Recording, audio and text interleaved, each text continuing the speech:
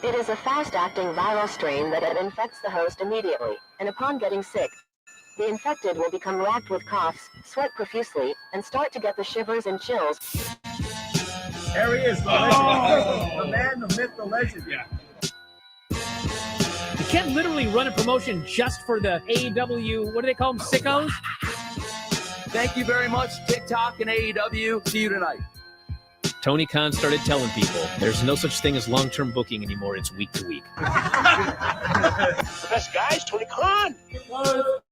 We had just secured the bag.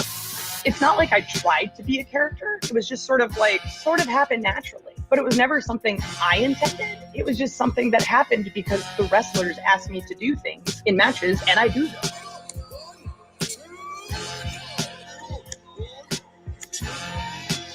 If you run a promotion just for the sickos, you're going to do 400,000 viewers eventually. Mother effing Meltzer. You know that SmackDown actually went over and everything? Yeah. You know, What's the point? the point of SmackDown. What are you getting at here? The DVRs didn't pick it up. Did they not pick it up?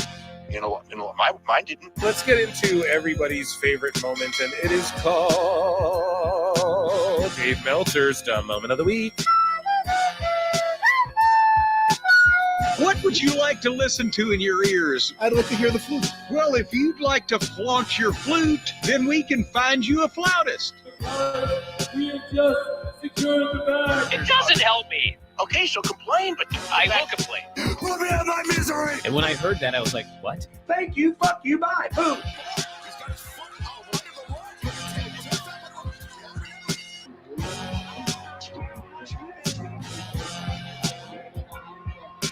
You got to run a promotion for everybody. The sickos can be the ones that buy tickets first and spend the most money on the merchandise. Because we had just secured the bag. But, like, you got to promote for everybody. Then you'll have a lot of viewers. I think we proved a lot of so-called experts. We made them look like idiots. We're not going anywhere. Tony Khan's not going anywhere. You'll also be there on TNT. You'll be in 2 places at once. You'll be like my favorite movie. Time. So great, Pittsburgh. It's not like I tried to be a character. It sort of happened naturally. the best guys, Tony Khan. Keep themselves safe. Sunday, Monday, Tuesday, Wednesday, Thursday, Thursday, Friday, Saturday, Sunday comes again. 毎日 Sunday, 毎 Monday, 日 Tuesday, 日 Wednesday, 立の細長 Thursday, Thursday, 静 Friday, か Saturday, サラサ Sunday ラ comes again. きれいな空気体には細長が気持ちいいんです日立のビッグフローウェルネス日立フレ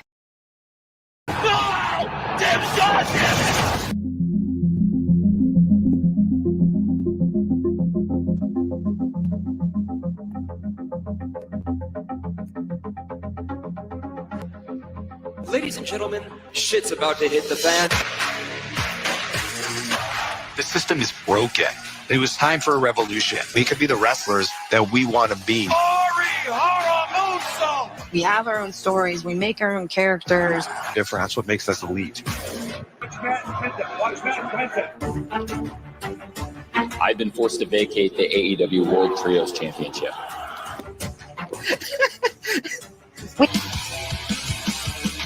Khan created a revolution. Show days, super chaotic. A lot of times we get here and we don't know what we're doing till hours, minutes before we go out there. There literally are, I think some weeks, 100 talents running around backstage. At that point, it caught Tony Khan's ear, and he started thinking, maybe I want to do this. Let's get together. And I guess the rest is history. Ooh, what's happening, guys? Welcome to another eclectic late edition of PWT Live Show. Yeah. I am your host. I'm your turned host.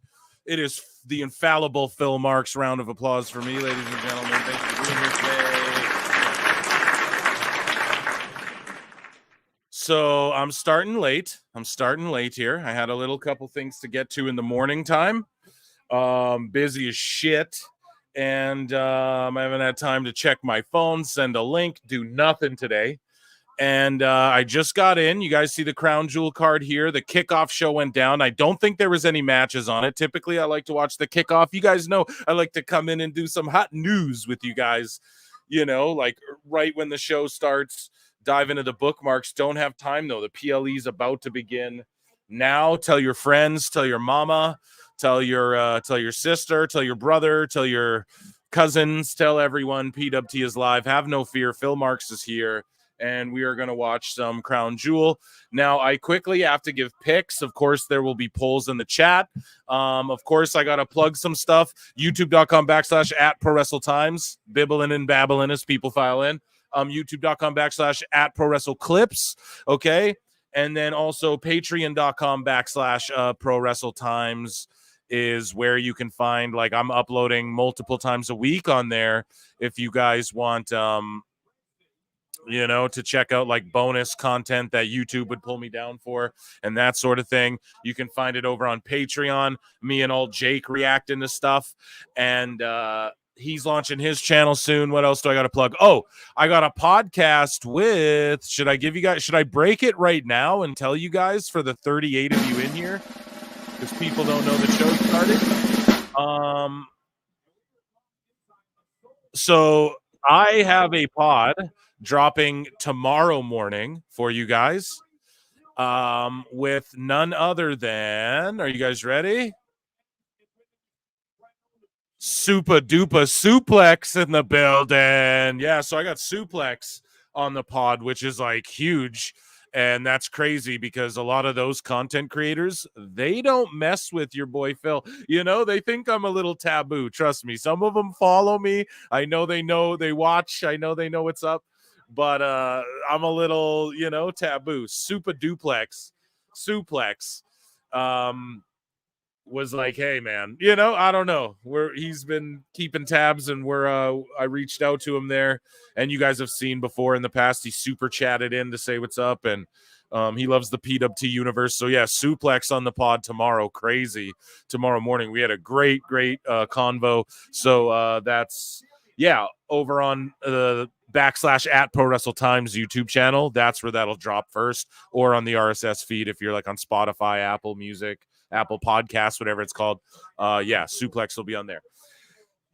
So, and he's blowing up too, man. He's got like 86,000 subs now or something. So he's crushing it. And I've been a fan of that guy since back in, like, well, we talk about it on the show, you know? So yeah, I can't wait to drop that for you guys, and sort of bridging a gap, legitimizing the PWT universe. Not that we weren't already legit, folks, but, like, you know, showing these other content creators, hey, Phil Marks is a good dude. You know, you come chop it up with him.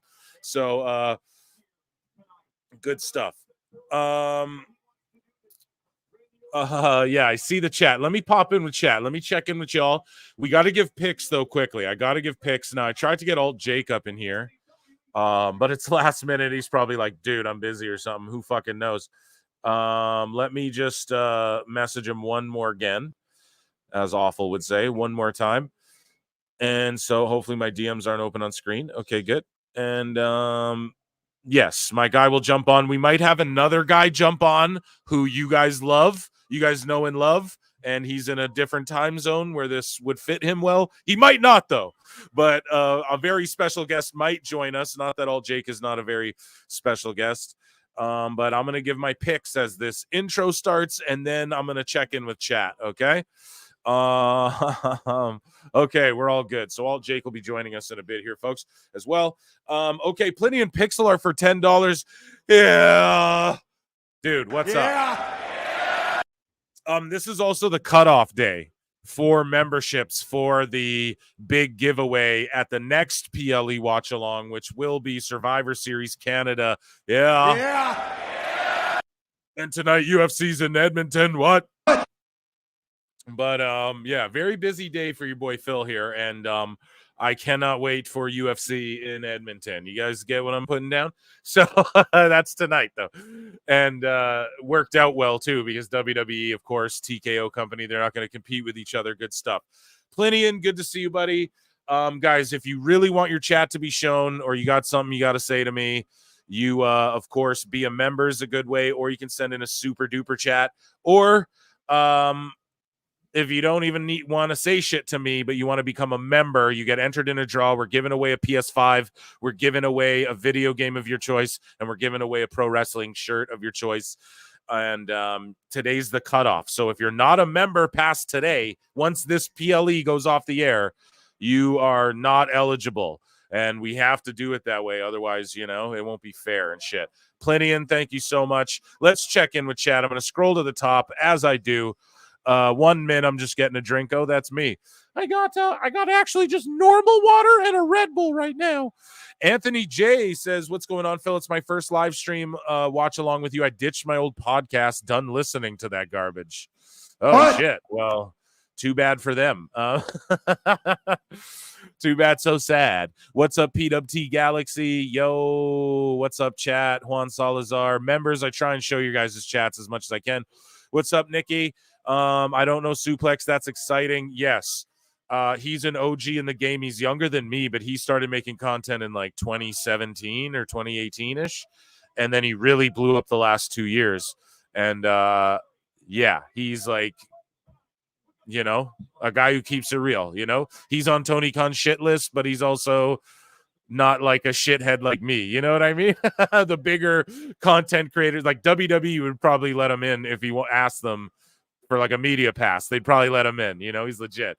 So I don't know. We just had a great talk. And if you don't know him, you will know him. And if you do know him already, Suplex with 2 O's.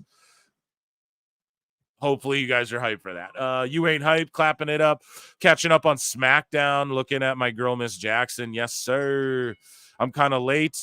No, you're not late at all. I'm late. Can we talk about how the Mole gave Phil a shout out? Yeah, he did. Yeah, he did, man. So here, I'm going to put a poll in the chat because we're starting with this Bloodline war here, which is crazy as fuck. So I'm going to put a poll in the chat. Who do you think will win the battle of the Bloodline? Well, we'll talk about the Mole here. Let's talk about the OG Bloodline or the Floodline, which is the fake Bloodline. Okay, there's a poll in the chat. So the Mole shouted me out. So yeah, what did I tell you guys? Everybody who thought how do I word this? People got mad at me for talking about the Mole. I said it before, I'll say it again. I'm indelibly calculated, okay, guys? And he even tweeted out, I want people to see what I'm saying. Oh, it's kind of like what I said on the show without saying it directly. I was trying to say it. You guys, you know what I'm saying? So, yeah, trust me, it's all good. And then he shouted me out. Now, I'm not sitting here patting myself on the back. I've been accused of being the Mole. Chat. I've been accused of being the Mole myself. By some smart motherfuckers too, and it's not me, obviously. I just would not even have time for that. But and then the other 2 pods they tagged, I've never heard of them, and I don't follow them at all. Like, I never followed them on Twitter before or anything, so shout them out as well. They covered me covering the Mole, I guess. But yeah, shout out the Mole, I guess. We're not speculating on who. Right? We're not whoo like the New Day, right? We're not doing none of that, chat. PWT Universe, we understand. We just watch. I'm going to ploop some Mole in here, trust me, okay? There's some Mole probably in every show, maybe just a little droplet here or there, but yes, he welcomes the PWT Universe. And I think he cut off his followers, so no more following the Mole, but don't worry, you can follow PWT. You see what the Mole has to say here. You ain't hype for $2 says growing a neck beard to understand the sicko ways. Well, I mean, it's the least you could do.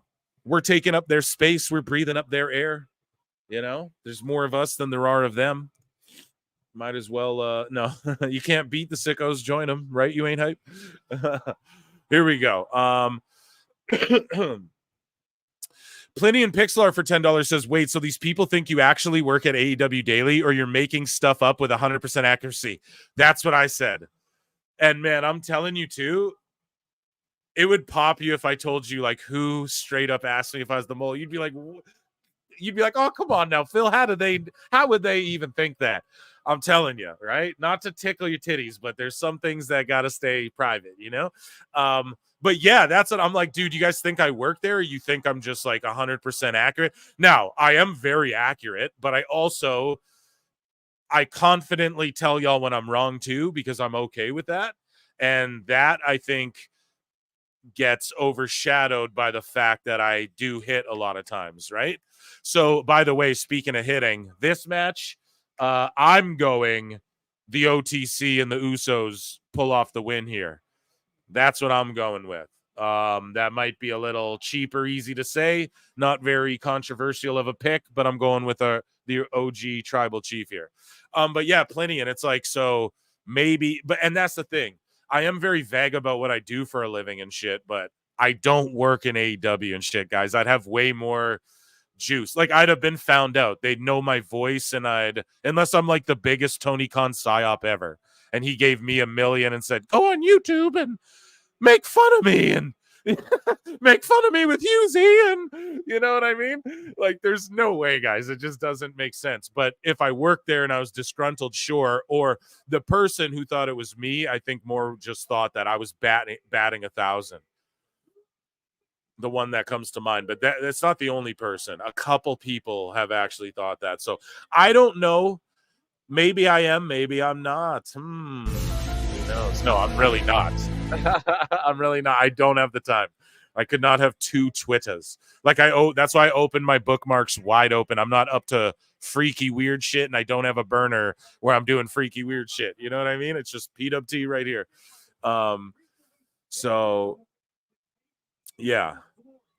Yeeting all over Saudi. Yes, I'm a dude dressed like a dude pretending to be another dude. Yeah, that's pretty. It's like, what do you guys think? You know, but it's cool though. I like that people think it might be me. Like, even if it's only 1 or 2 folk, I like that. You know, it's exciting. It's like, yes, why not throw him off the scent? That's what he wants. You know.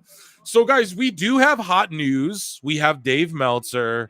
We have sickos, of course. WWE, they format their big, juicy, meaty packages.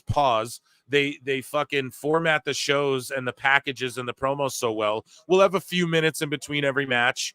And then since we're early here and I was late, I'll hang out for a bit after this show. Usually I take off right after the show. We'll hang out if there's any other bookmarks to get to. We're not overloaded. We've been staying on top of things.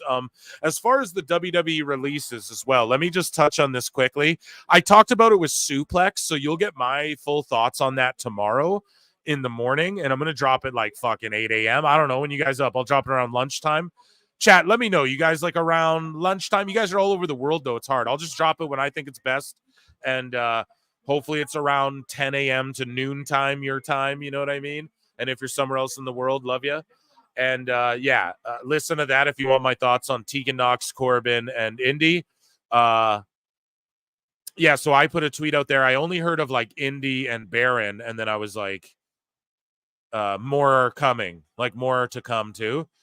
And some people were like, no, there's no more. And I wasn't trying to break news because I didn't have any insight. I just feared it. Like, it never is just 1 or 2 guys. It's always with WWE 3, maybe a couple office guys, you know, 2 talent and like 3 or 4 office guys. So, and then Tegan Knox was the last one. And I was like, wow.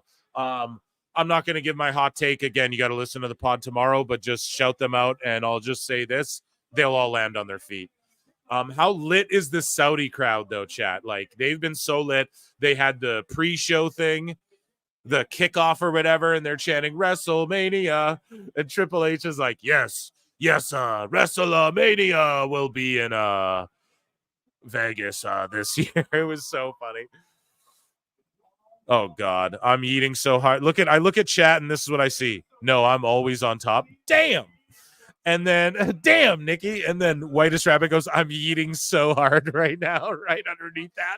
Wow. Thirst Cass. Amazing. Day one-ish. Let's go. Light it all up. Knock them down like this. Let's go. Can I get a yeet, chat? We need a yeet for this. I'm excited. Yeah, I really wanted to start early, but I was busy, and then I got stuck behind a goddamn train. You live in Canada, they got trains all over the place, and yeah, that was just terrible. So yeah, we pulled up just in time for the PLE. Share this link around too, guys. I was late getting it. I don't know if you guys are on social media while you're listening to me and watching this, but yeah, if you tweet it or retweet it, that'd be much appreciated too. Run the likes up for what you can. Yeeting all over the place. Yeah, 5'2". That's crazy. I'm 6'4".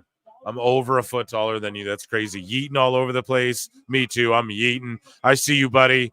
Fred Bucks, I see you. Yeah. Any predictions? Oh man, Corbin with JBL. Yo, that's a great fantasy mark booking right there, Anthony J. Thank you for that. That'd be sweet. You better hang out. I'm so lonely. Yeah, me too. No spoilers. Yeah, so I don't know where I'm at. If I'm ahead of you guys, let me know. I'll just like call the match a little bit for the first minute and then chat. Everyone sort of let everyone know where we are together, right? And we'll all figure out how we're going to do this. Phil can get away with spoilers because it is my goddamn show, but I will do my best not to.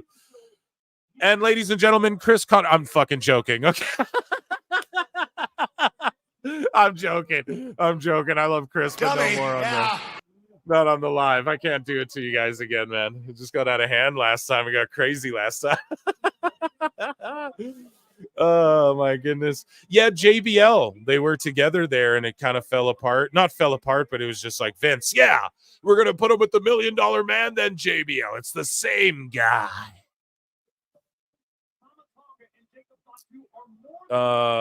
Commentary still making something about Roman jealous of Jay. There you go. Good stuff. So yeah, the poll saying we're split, man. Floodline and OG Bloodline are split here.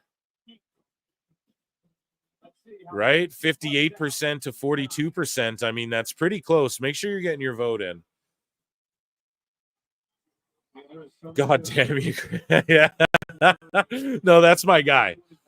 I love that guy, but it's but yeah, just the live. I don't know if it's a good man. I don't know if he understands like what it is, you know. Love him to death.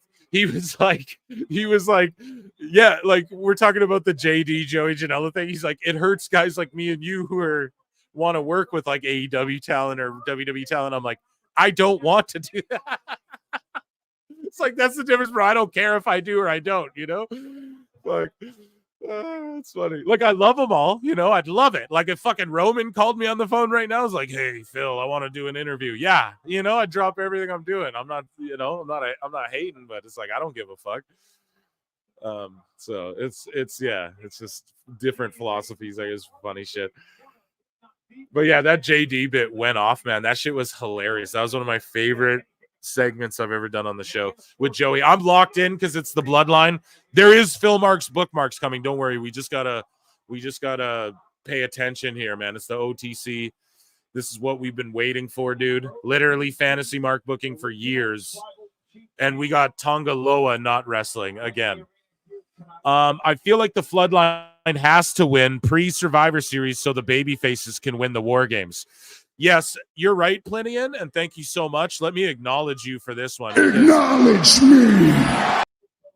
You're right. I do agree with that, and I think that come War Games, like we're gonna see the fourth guy get involved here, and then maybe Hikuleo show up, or they might lose this one and realize like, fuck, we need a fourth guy too. I don't know. Does The Rock show up? I highly doubt that. All I'm saying though, they're starting with this one, right? So that means they're going to end with Cody for the Crown Jewel title, which means either Goldberg showing up or the Saudis were like, no, our belt's in the finale. So I don't know if Hikuleo is going to show up now. I know it seems like your boy Phil's jumping all over Plinian, but there's a method to my madness, right? Where we're thinking out like, how are they going to overbook run-ins again? They did that last time. You know, they kind of caught heat for it a little bit, but not that would deter them. So we really think about it. This might be the event where they do lose and they go, shit, we need a fourth. Let's get their big little brother Hikuleo. I keep Fantasy Mark booking that. Now, maybe The Rock shows up, makes it 4-on-4. Who knows? However, I just think you go to Crown Jewel with Roman, you can't have him fucking lose, bro. That's just all I'm thinking. Like, Solo got a big win in Saudi over Cena. You can't have Roman show up here and fucking do a job, no? Like, obviously, he's not the one laying down, but you have Jacob go over on, like, Jimmy and just kill the reunion. You know, this is why WWE is so great, is that if either team wins, I'm not mad, and I trust they know what they're doing with the story. However, we yeeting and pulling for the OTC here. Let's fucking go. Thank you so much for the snooper duper chat. Joining us now on the show is Chris Connor. No, I'm just joking, guys. Can't become a bit. That's my guy. Alt Jake is here, guys. Alt Jake. Round of applause for Alt Jake, ladies and gentlemen.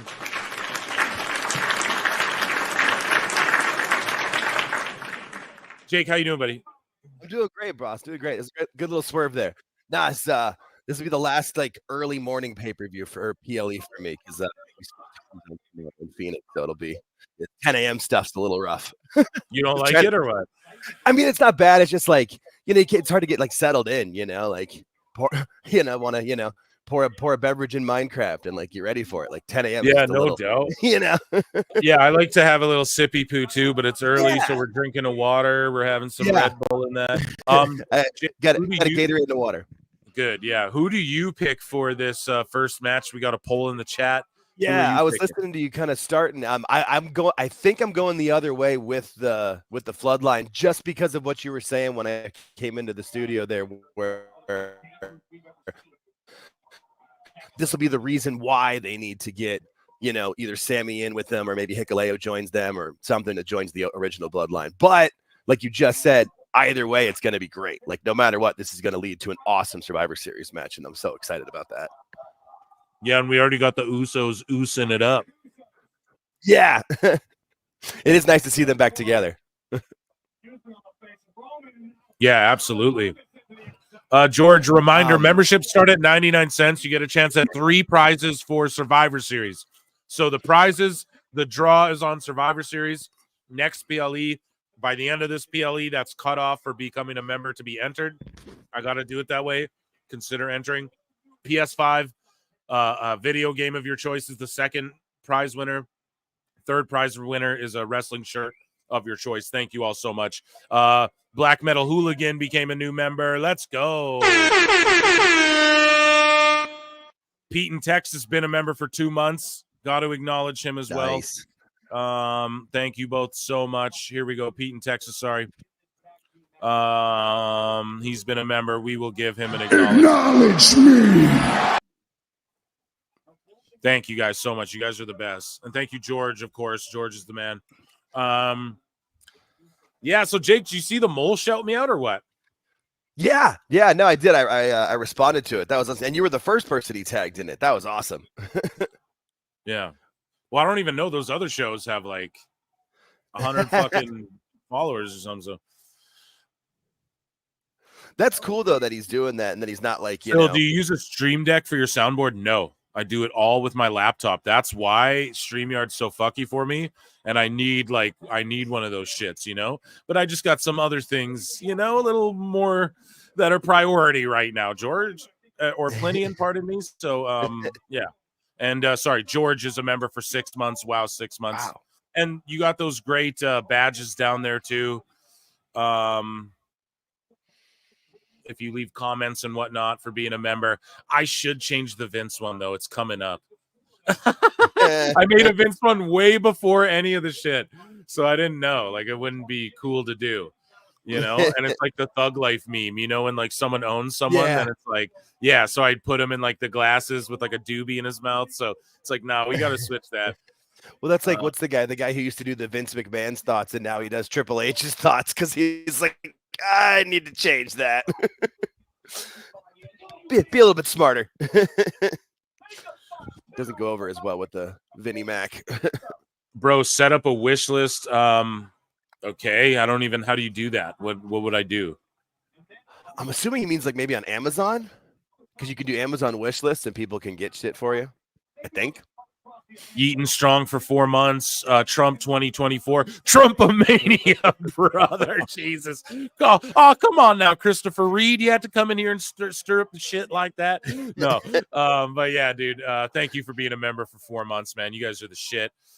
Hit me up on Discord. Yeah, hit me up, dude. Please, yes, and I'll set up a wish list. Yeah, I'm a noob, guys. So, or just hit me up on Discord. Yeah, that's amazing. But yeah, DMs are wide open, all you guys, and I try and check them more routinely now. So sorry if I don't get around to them all. And I got like, you guys you wouldn't even believe, like, I just had someone hilarious reach to me too. Like, shout him out if he's listening. But I was like, okay, I'm gonna answer this like tonight. I'm gonna give it this a day. And dude reached out to come on the show, and I'm like, okay, I guess it's like, I'm gonna do it. It'll be funny. You guys will know who I'm talking about when it happens because it's just funny. And yeah, I hate to be so vague, but I don't like to talk shit about stuff. But yeah, it's like super funny. I couldn't even just some of the shit, man, that I got cooking for you guys is hilarious. And yeah, hold up the intrigue. And I'll be linking up with Husey soon.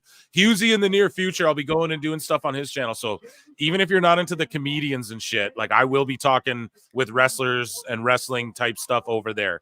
You know, so. You know, we manifested one of them in the PWT universe as well.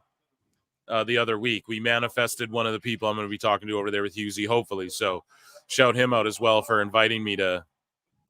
He's like, do you want to co-host? He's like, and by co-host, I mean, I'll drink Guinness and you'll do all the talking. I'm like, yes, sir. You know, that's awesome. Yeah, he's got a couple names too, where I'm like, oh yeah, for sure, I'm there for that. So it's amazing. And yeah, big things, guys. Big things popping, little shit stopping, as they say. And we're yeeting all over Tamatonga's face here with kicks and punches. All of these guys are so over. That's the thing. Like, everyone is so over right now. The least over dudes are like the GODs and Jimmy, and they're all over as fuck. Dude, Jay's entrance last night on Smack. I know it was a film the week before, but good lord, that crowd! Like, you gotta love when the music stops and the crowd doesn't. That's one of my favorite things, when the crowd just keeps singing. Yep, it's so fun. Like, that's got to be such a good feeling as a talent too, to know you're that over. Yeah, Cody said in that interview the craziest crowd he's ever experienced. He said like the best crowd ever to him was that Leon France crowd, because he was so fucking stunned with how loud they were going for AJ. He's like, and to see AJ stop. Visibly, he said, Cody's like, to see AJ visibly like taken back. He's like, that guy's been in the business for 26 years or whatever, you know. He's like, he's done everything. And for that moment, he's like, that, like, you know, I don't know. That interview with Cody was amazing. And that was like the main event too. So they'd been going for 3 hours before that. It wasn't like that was the first match. You know, if they're going crazy first or second match, like, okay, you could see it, but eventually they tire out. But it's not happening much anymore. People are pumped. I mean, with Uso on the show last night, that was the second show they taped. So I mean, that crowd had been there. Oh, speaking of which, they just announced the first SmackDown of 2023. It's going to be like a mile from my place. Me and a bunch of buddies are going to go. So it's the first 3 hours SmackDown. Yeah, January 3rd, first 3 hour SmackDown. Could be Cena's first 2025 appearance. Who knows? But 3 hour SmackDown, I'm in. Dude, that's amazing. I'm super pumped for that too. That was what just announced this morning. I got like 3 buddies. We're going to try to get on the pre-sale. It's next week. Big right hand by Jacob. Listen to the Usos on the other side. Jacob's so good. Solo, we love you. Stuff's amazing. Yeah. Don't forget to set your clocks back. Yeah, I don't do that shit here, bud. No, I don't though. But it will fuck me up. So everything's an hour earlier now. That's awesome.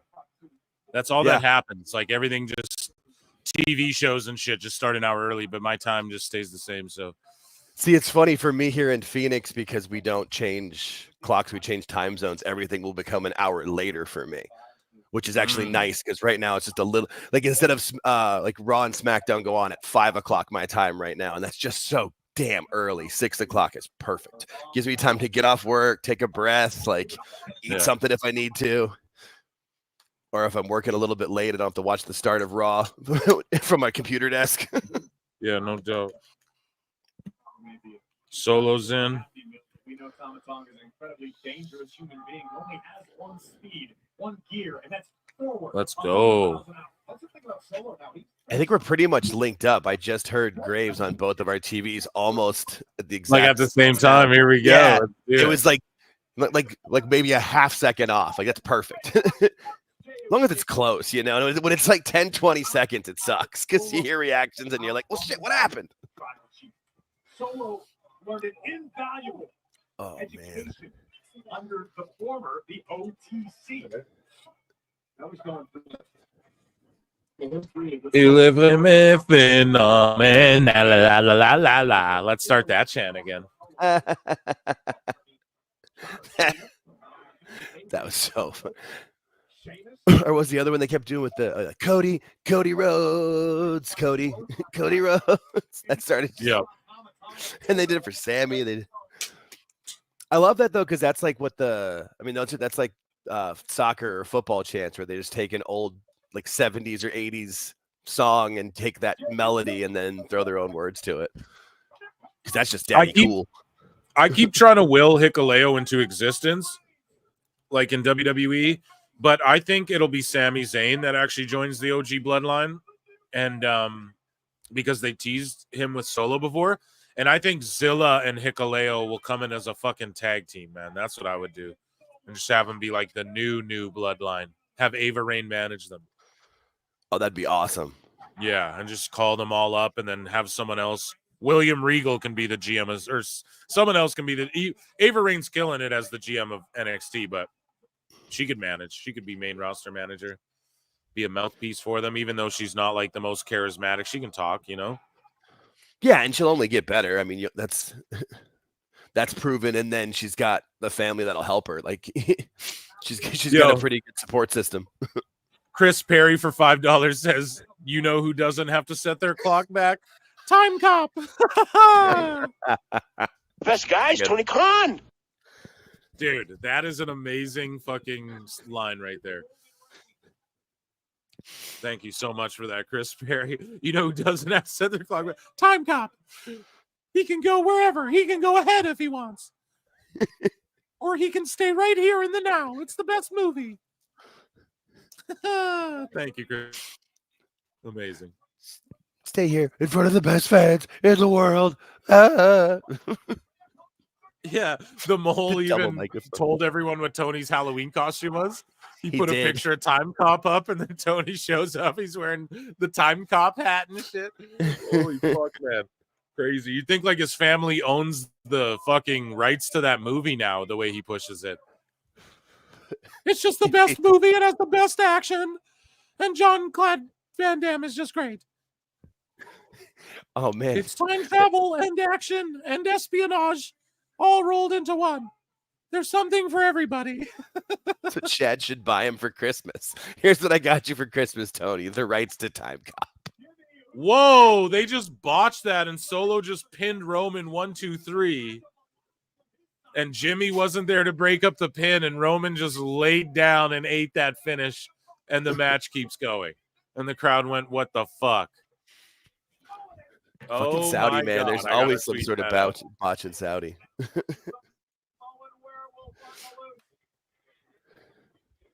I gotta tweet that out.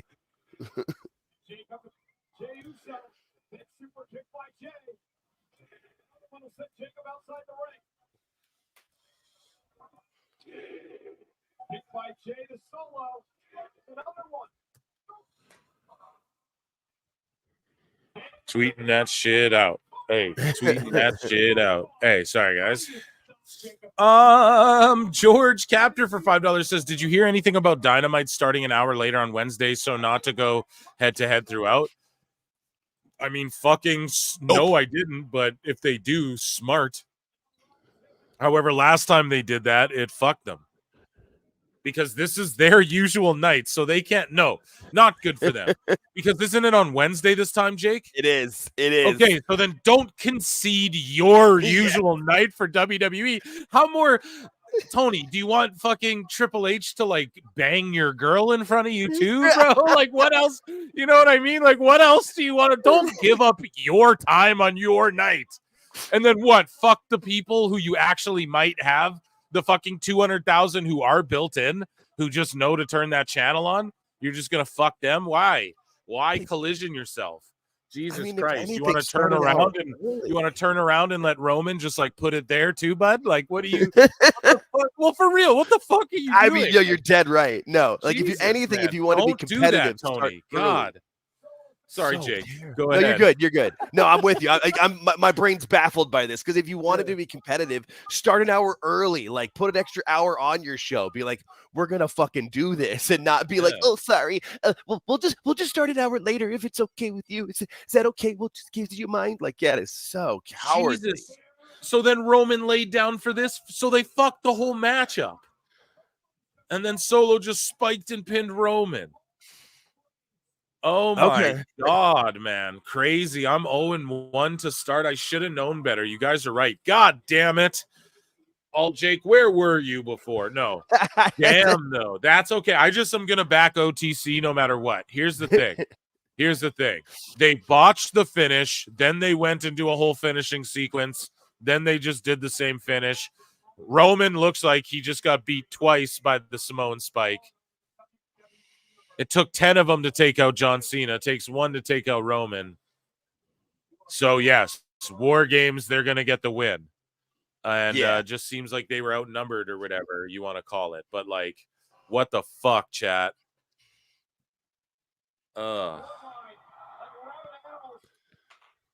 Sammy's going to come out to a huge pop here, dude. That's what's got to happen. They love him. They're looking for him.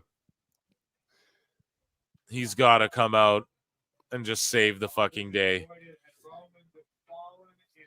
70 of you watching, run those likes up. Let's get them up to, I think, 50. I don't know where we're at, but just run them up, guys. Or they just decimate him against Stand Tall, and then, yeah, we have War Games.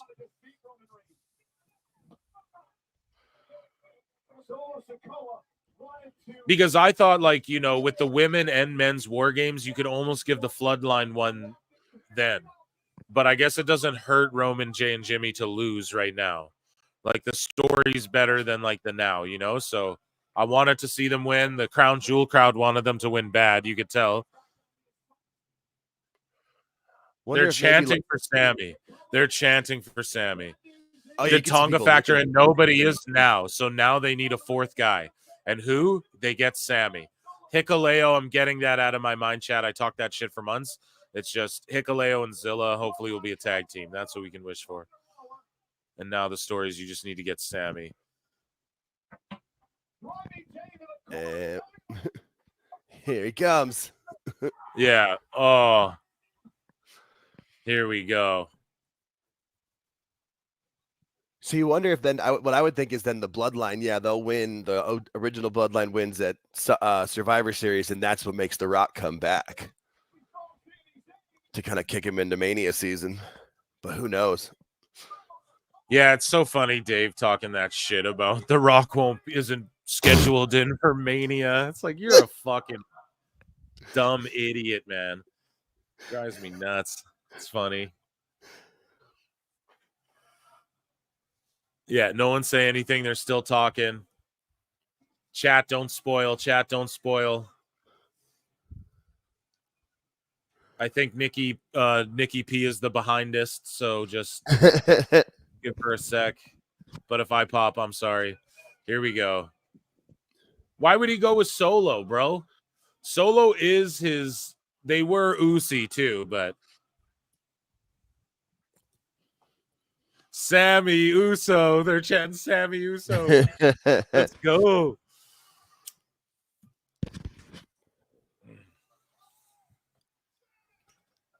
Sammy Uso. Oh, yes. Yeah, and here we have it.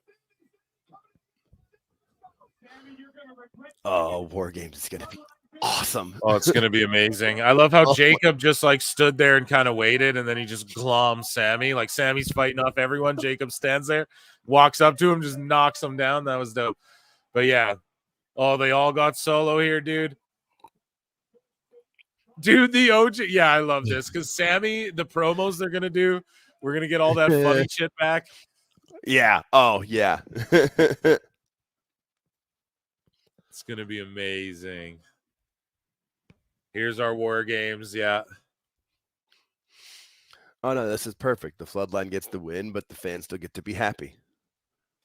Oh, they fucked that matchup, but this whole after stuff is worth it all. It makes up for it. Oh! Oh yeah. Whoa! That was awesome. That was so well done. Storytelling. Let's go. Storytelling. I love that.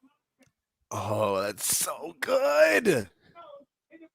And then Graves on commentary just putting it over. Hey, he's like, he's not family. He's not really in the bloodline. Da da da. Graves is so good at that, at being heel enough, you know. Like sometimes I feel like Booker T goes a little bit too heel on NXT, and it's funny and it's great because it's Booker. But there's times you just like pull it back a little bit. Graves is just perfect with that. He knows exactly what to say and when to say it.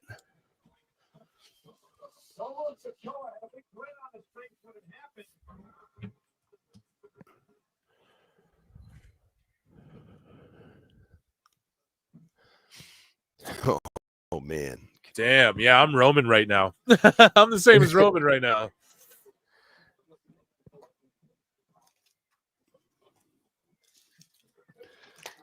So much story, which is good. Round of applause for the bloodline, ladies and gentlemen, for real.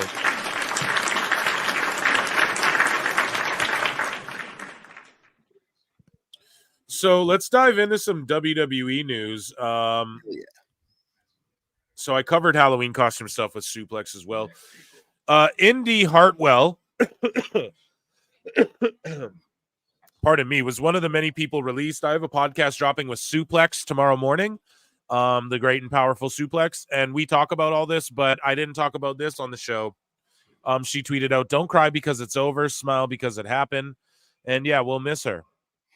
So your boy Phil Marks was retweeted and replied to by Lola Vice.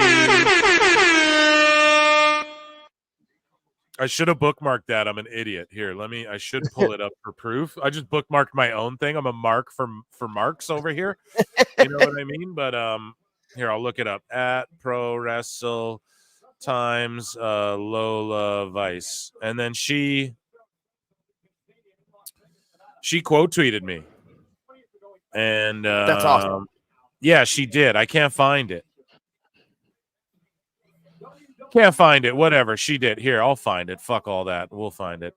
Here, I just gotta go to her Twitter page. Sorry, guys. Botch time. We're just putting myself over here.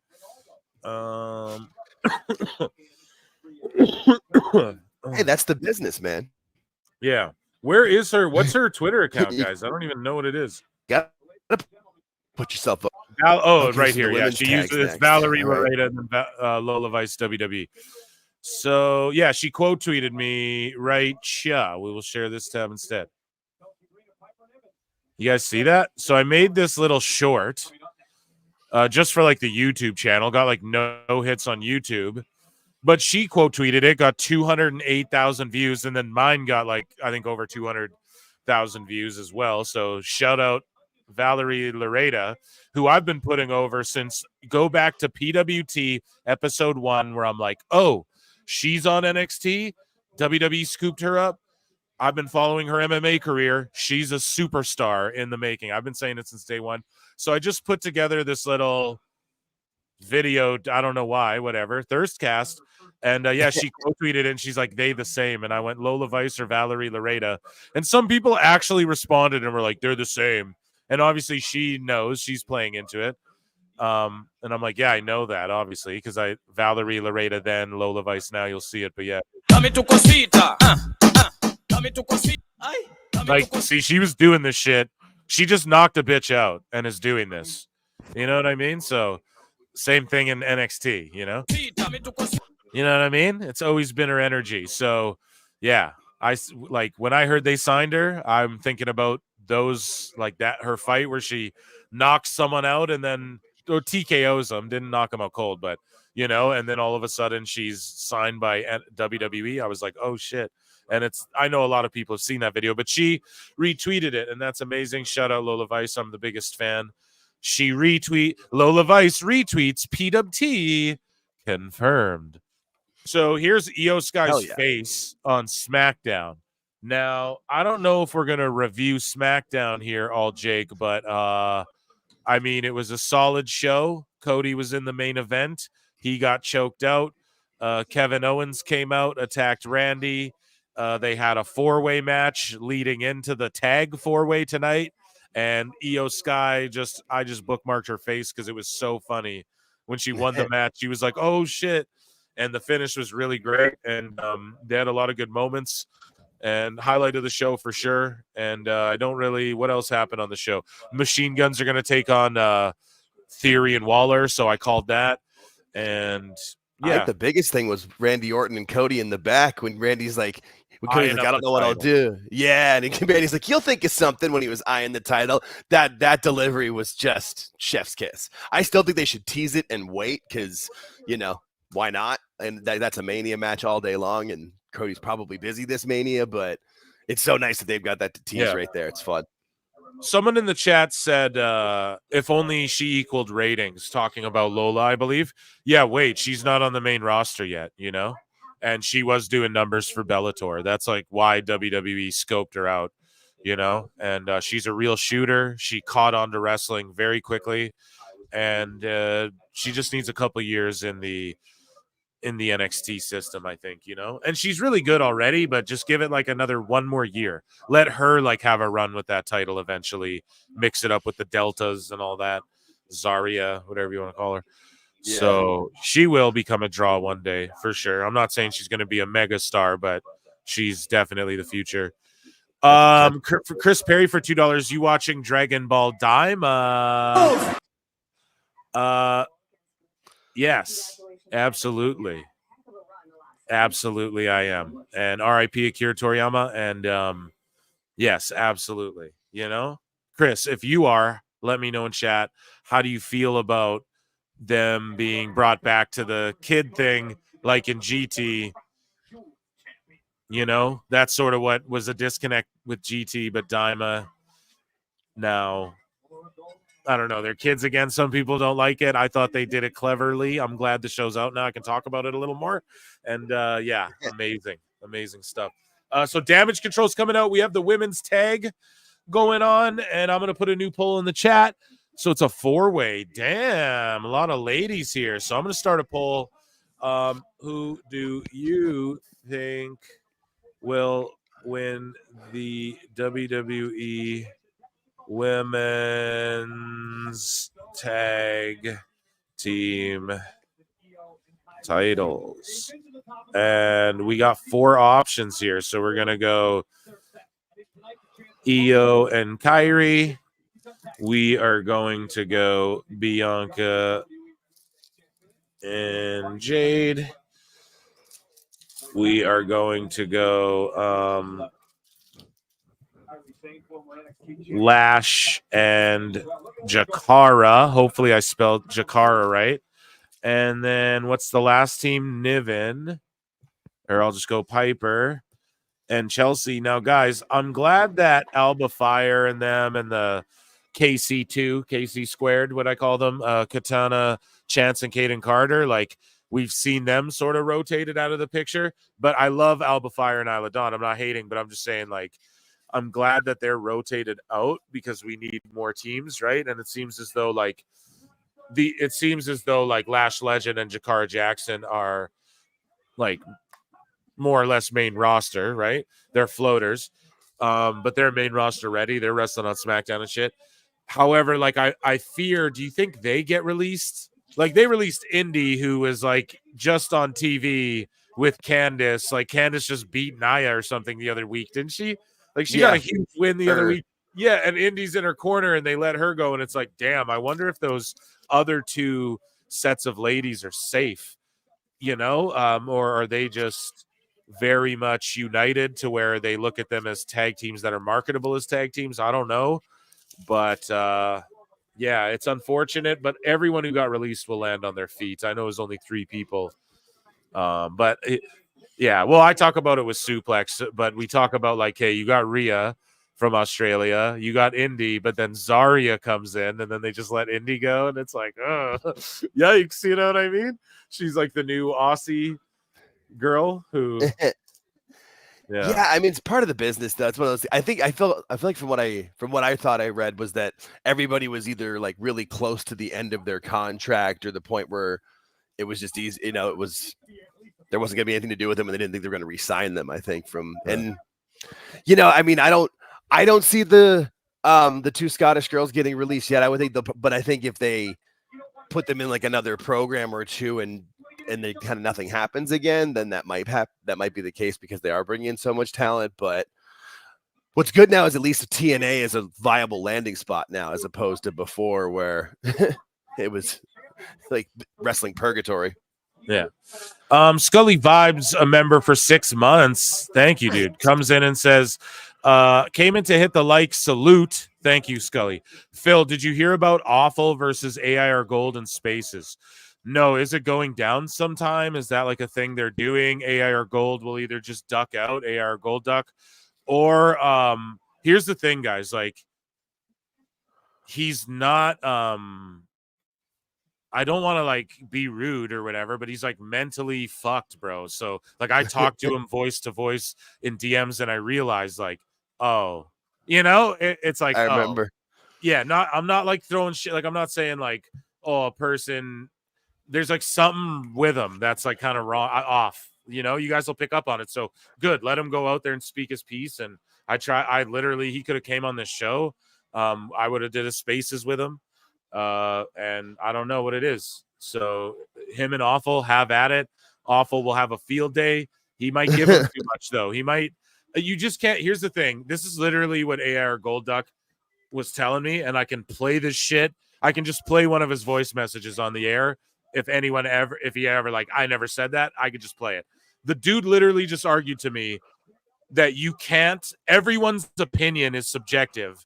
So the greatest match of all time, you can't like measure that in any way. Like he was triggered with me saying like, how do we quantify good wrestling or like the best match? And he could not. That just made his brain melt down. And he's like, the best match to you might not be the best match to someone else. And so I told him, okay, then Valhalla versus Maxine Dupree's the greatest 5-star match of all time, better than Okada Omega.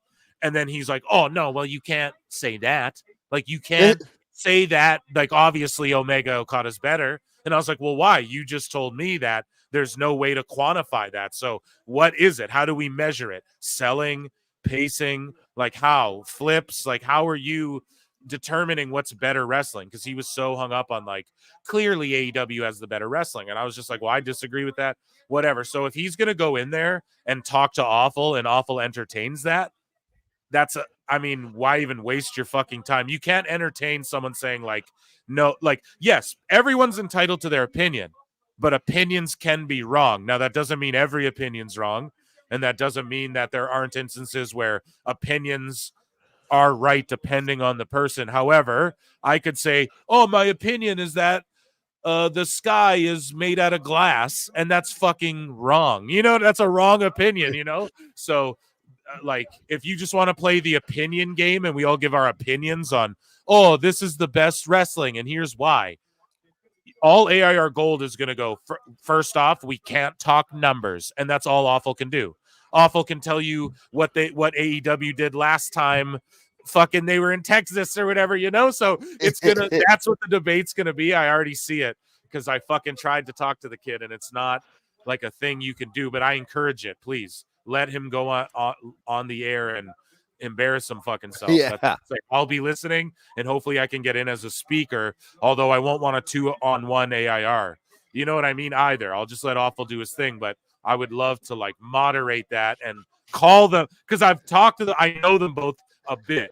So it's like, hey, I'd be Special I'd guest be down to, referee. like, yeah, I'd be down to fucking say, AIR, you can't do that opinion shit. Stop. And I'd be down to tell Awful, well, look, try and argue on in like a way of like art, because that's what AIR Gold's going to want to argue, which you can quantify what art's better. I can argue and point out the ways that objectively Io Sky's better than like the matches in WWE are crisper, cleaner, smoother.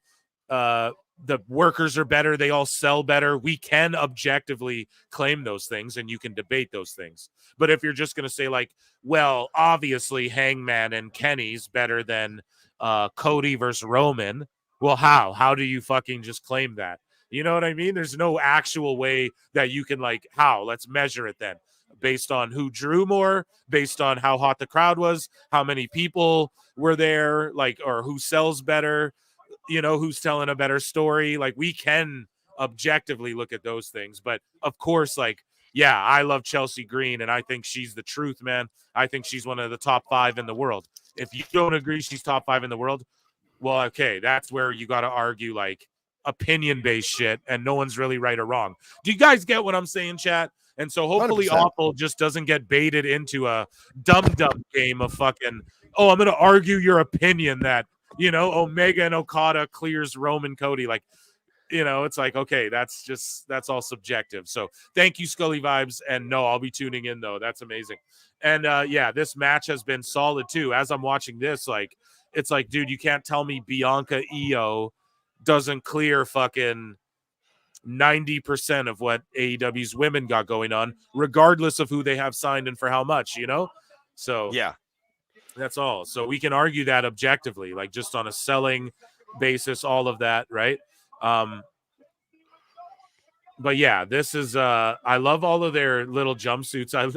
I know people get triggered by it because they're like, damn, but one day this shit will go away, and hopefully women get rights out there and shit. You know what I mean, boys and gals in the chat? But at least there's like women on billboards and they're wrestling. That's because of WWE. That's because of MMA and boxing and shit. So I won't be mad at it. And I get why people are triggered by it, and it is what it is. Me too. It's one of those things, they make the most of it, though, and that's what I kind of dig about it. Like, you know, like Jade gets her broken glass on her suit thing, and I mean, Piper's basically wearing what she always wears anyway, just with like, you know, like a like Under Armour under it. You know, I think, you know, like it's definitely, you know, stupid, and the laws are, you know, archaic, but I'm glad that they're on the show. And I mean, there's 8 women in this match plus a female referee in Saudi Arabia, like, and the fans are into it and they care, like, and that's cool. And what you're starting to see too at the boxing and the MMA events too, and it will start happening in wrestling, is that they section off, like, for the, like in Saudi or wherever, Riyadh season and all that shit, in those area, wherever they do all these UFCs and all, you know, WWE goes there, they're starting to make sections for like Westerners where they can drink. You can buy alcohol because it was like illegal there before and shit. Yeah. And like they're making it where like women can wear skirts and stuff as long as they're like in this designated area and are attending these events and stuff. So I know it's like here we're like, what the fuck, you know, but I don't even think it's legal for them to drive in this part of the world. Like, I'm not kidding. So the fact, like, you know, they're on billboards and shit, I mean, it's making progress, and that's because of sports entertainment and UFC largely, boxing largely, and Turkey Al Sheik. He deserves a lot of credit, and fucking just WWE, I think, deserves a lot of credit.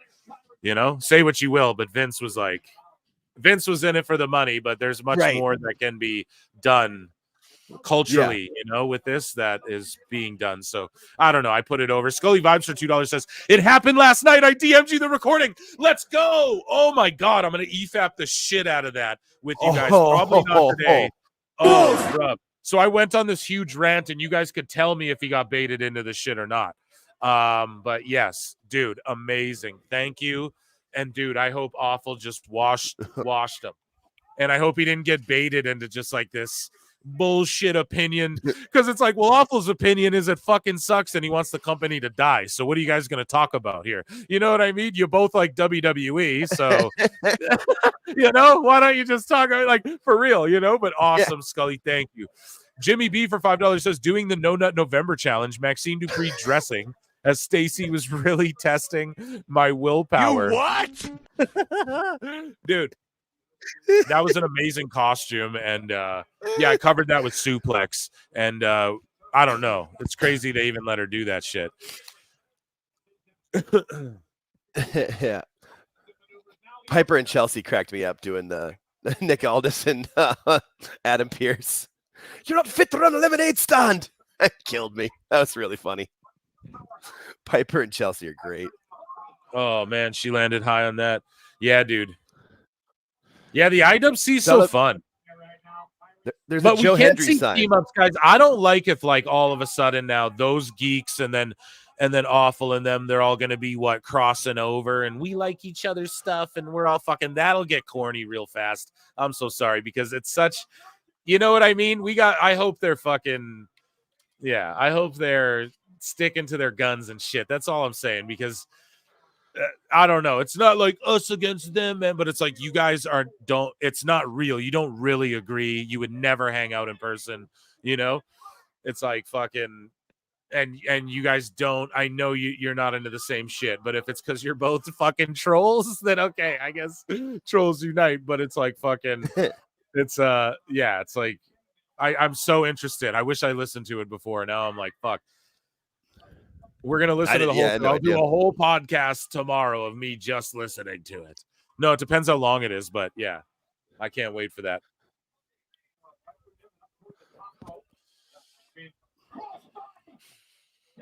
Juan Salazar, my 3 favorite booties in this match. There's Cast. This guy, Knack one, why is Awful in that other shit podcast and not in here? I don't know. I didn't know he was doing anything, bro. I don't know what you're talking about, like with AIR Gold. When did that go down? Last night, you said?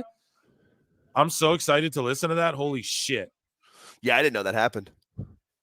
No, they can't drive. Yeah, how fucking crazy is that, man? On X, Scully? Yeah. Nikki P will report back to me if he gets baited into some bullshit.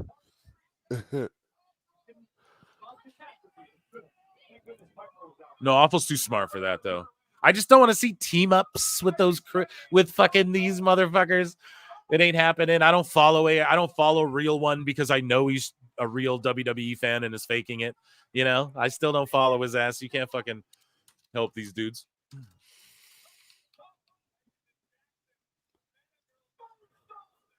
No, you can do whatever you want. See, there were some ladies in the crowd there.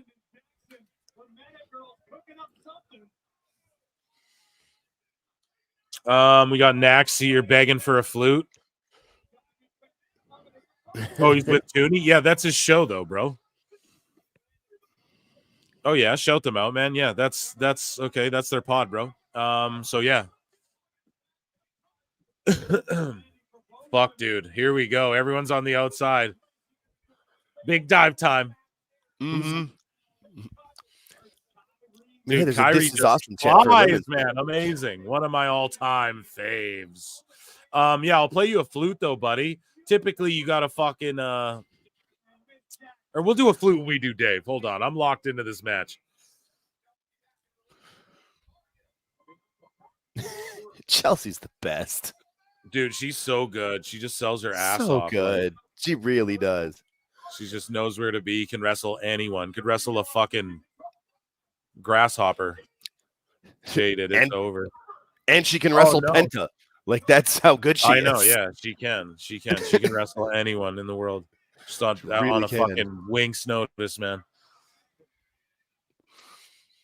That's what I mean. That's the shit that I value. Like, I don't think Bianca could just... Or, like, maybe... They all touch so much in WWE, you get used to it. And that's why you need house shows. That's why it's superior wrestling, in my opinion. Like, more sports-based. You watch hockey, bro. I love the Oilers. They play the fucking Canucks a bunch of times every season, man. Like, You know, that's in wrestling. It should be that way too. I get it's like more of a combat sport, but it's not. It's more seasonal. Like you're wrestling every week.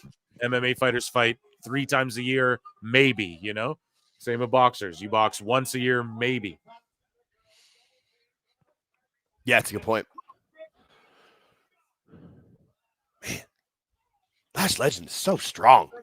She is a strong woman. She is, man. And she's ready for the big times, daddy.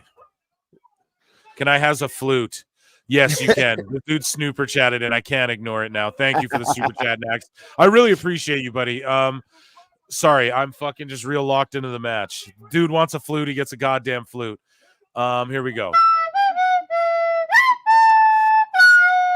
Here, I'll run another one. StreamYard's being fucky. Here we go. You got 2, buddy. You got 2. And thank you so much for being here. And yeah. Leave Awful alone. No. Flutes are undefeated. Yeah. Oh man. Boom. All right on a Chelsea. That's amazing. Here we go. Great. This match far exceeded my expectations. I thought it'd be a slop fest. I'm not even going to lie. So far, I'm like loving it. I hate to be that guy though, but Jade really hasn't like improved a shitload. A little bit, you know. She's still over with me, but here we go. Just when she goes on her own, I'm a little worried still, you know. Hopefully it's not for a while. Oh, they just beat Niven with a fucking doomsday device. Sorry, Nikki, if I spoiled it. Damn, who did we vote, chat? And don't cheat. Ending the poll now. No cheating, goddamn. I thought Bianca and Jade would win, but I thought Jade would do something like more heelish because I feel like she's gonna eventually turn. Oh, Nikki B's, I'm way ahead of you. Yeah, now I'm behind everyone. I'm over ahead now. It's funny how that happens. So Bianca and Jade 41%, Piper and Chelsea 22, Io and Kyrie 20, Lash and Jakara 14. So, guys, 92 of you watching, run the likes up. Let's try and ratio ourselves at 100, right? We're at 59. We need at least 69 for Thirstcast to activate, but or I will play Jericho. Conan. I voted Piper and Chelsea. Nice. I see you all, chat. I damage control. I see you all, chat. I see you all, members. And I see Moose Knuckle, too. Bedazzled babes. Yeah. Oh, no, bro. He's actually a co-host on the other show, on that other show, bro. You know, so like, yeah, if they're doing some shit, he's got top priority on that. And yeah, he's on here all the time. He's been on like 4 times in the last 2 weeks, I want to say, over here. So, you know, we're getting awful overloaded over here, man. We're blessed, truly. Okay, guys, let's dive into Phil Marks bookmarks. We know. Let's look what I got. Any new memes? No new memes, chat. Okay, let's look in UFC MMA. Nothing in there. Let's look in TNA hot news. Nothing in there. Let's look at some miscellaneous. So Marco Stunt. We covered it before on the show. You know, he came back, had his little match there with Jungle Boy. And then he left AEW again. It wasn't really a comeback. It was like a one-off sort of thing for Collision. And then he put out a statement saying like, damn, I might not be able to wrestle again. I don't know, whatever. He didn't say it was like because of wrestling related injuries or any type of shit, but he did say he might not be able to wrestle. And then Dose, some people speculated it's because he was getting bumped around. Evil Dose said, we don't even know. It could be like a whole other ailment. So Marco Stunt makes like a statement. So let's read this here. So he goes, To my fans, friends, and the wrestling community, today I write this with a heavy yet grateful heart as I announce my retirement from wrestling. The decision was not an easy one, as wrestling has been the biggest part of my life for so long, filled with moments that have shaped who I am today. Like when Effie went to stomp his mouth on the dildo. Do you remember that? It has been an incredible journey, one full of passion, sweat, tears, and unrivaled joy. Over the years, I've given my body up. Man, this guy's 28 or some shit. Like, this is terribly sad, and yeah, dude, you can't. I don't think being his size and being bumped around by like Lance Archer and shit is good for you, and being like stomped on the dildo and stuff. I don't think that's good for you, bro. But yeah, he goes, after consulting with my doctor, I was advised to prioritize my long-term health and step down from in-ring competition. So his doctors are going, bro, you're letting Brian Cage power bomb you onto shit. You can't do that when you weigh and like fold him over 74 pounds. Like, so I don't know, man. Yeah, accepting this reality has been one of the toughest moments of my career, but I know it's the right decision. I'm not trying to bury him either. Like, praying for the dude, hope he does well, but like, yeah, you can't be 50 pounds and get slammed around and thrown by Luchasaurus into a fucking Lucha Bro. You can't be doing that, man. First and foremost, I want to express my deepest gratitude for AEW. Thanks for giving me a chance to showcase my abilities, etc. He got to wrestle for fans around the world. He never imagined doing it. The production crew, etc. He says, I also want to thank Brett Lauderdale at GCW. You gave me my start. It was my launching pad. I discovered my voice, learned to embrace my uniqueness. Deep-throated a dilly on the with Effie. So, hey, I'm sorry, but that's fucking hilarious. That's never gonna undo that. Lastly, to the fans who cheered and supported me, etc., thank you. As I step away from the ring, I take with me memories. And yeah, I don't know, man. Marco Stunt's career there, I guess. Round of applause for Marco Stunt.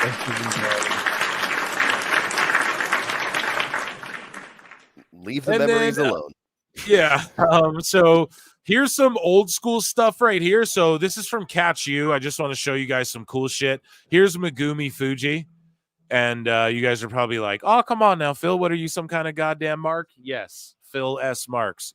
And here's just some cool graps. And I want to show you guys this. This is a rolling back take over 20 years ago, man. So let's see this. Look at this. Boom. So when people, this is what I mean. A lot of people think like pro wrestling is, I don't know. Some of this shit is legit, So look at this. This is some Tyler Bates shit, but it's amazing. Look. I mark out for this sort of stuff. Boom. Look at that. Moxley'd him. You know what I mean? Moxley got put in this shit by a fucking Chili's cook. You see that? So amazing stuff. Just a little technique, a little Phil's technique. And then here's an old one. So this footage has been unearthed and remastered. And Filthy Tom Lawler is posting this. George Hackenschmidt with a great double leg Maroti Gari, tackle, takedown, whatever you want to call it, on Joe Rogers. And yeah, this is just amazing, man.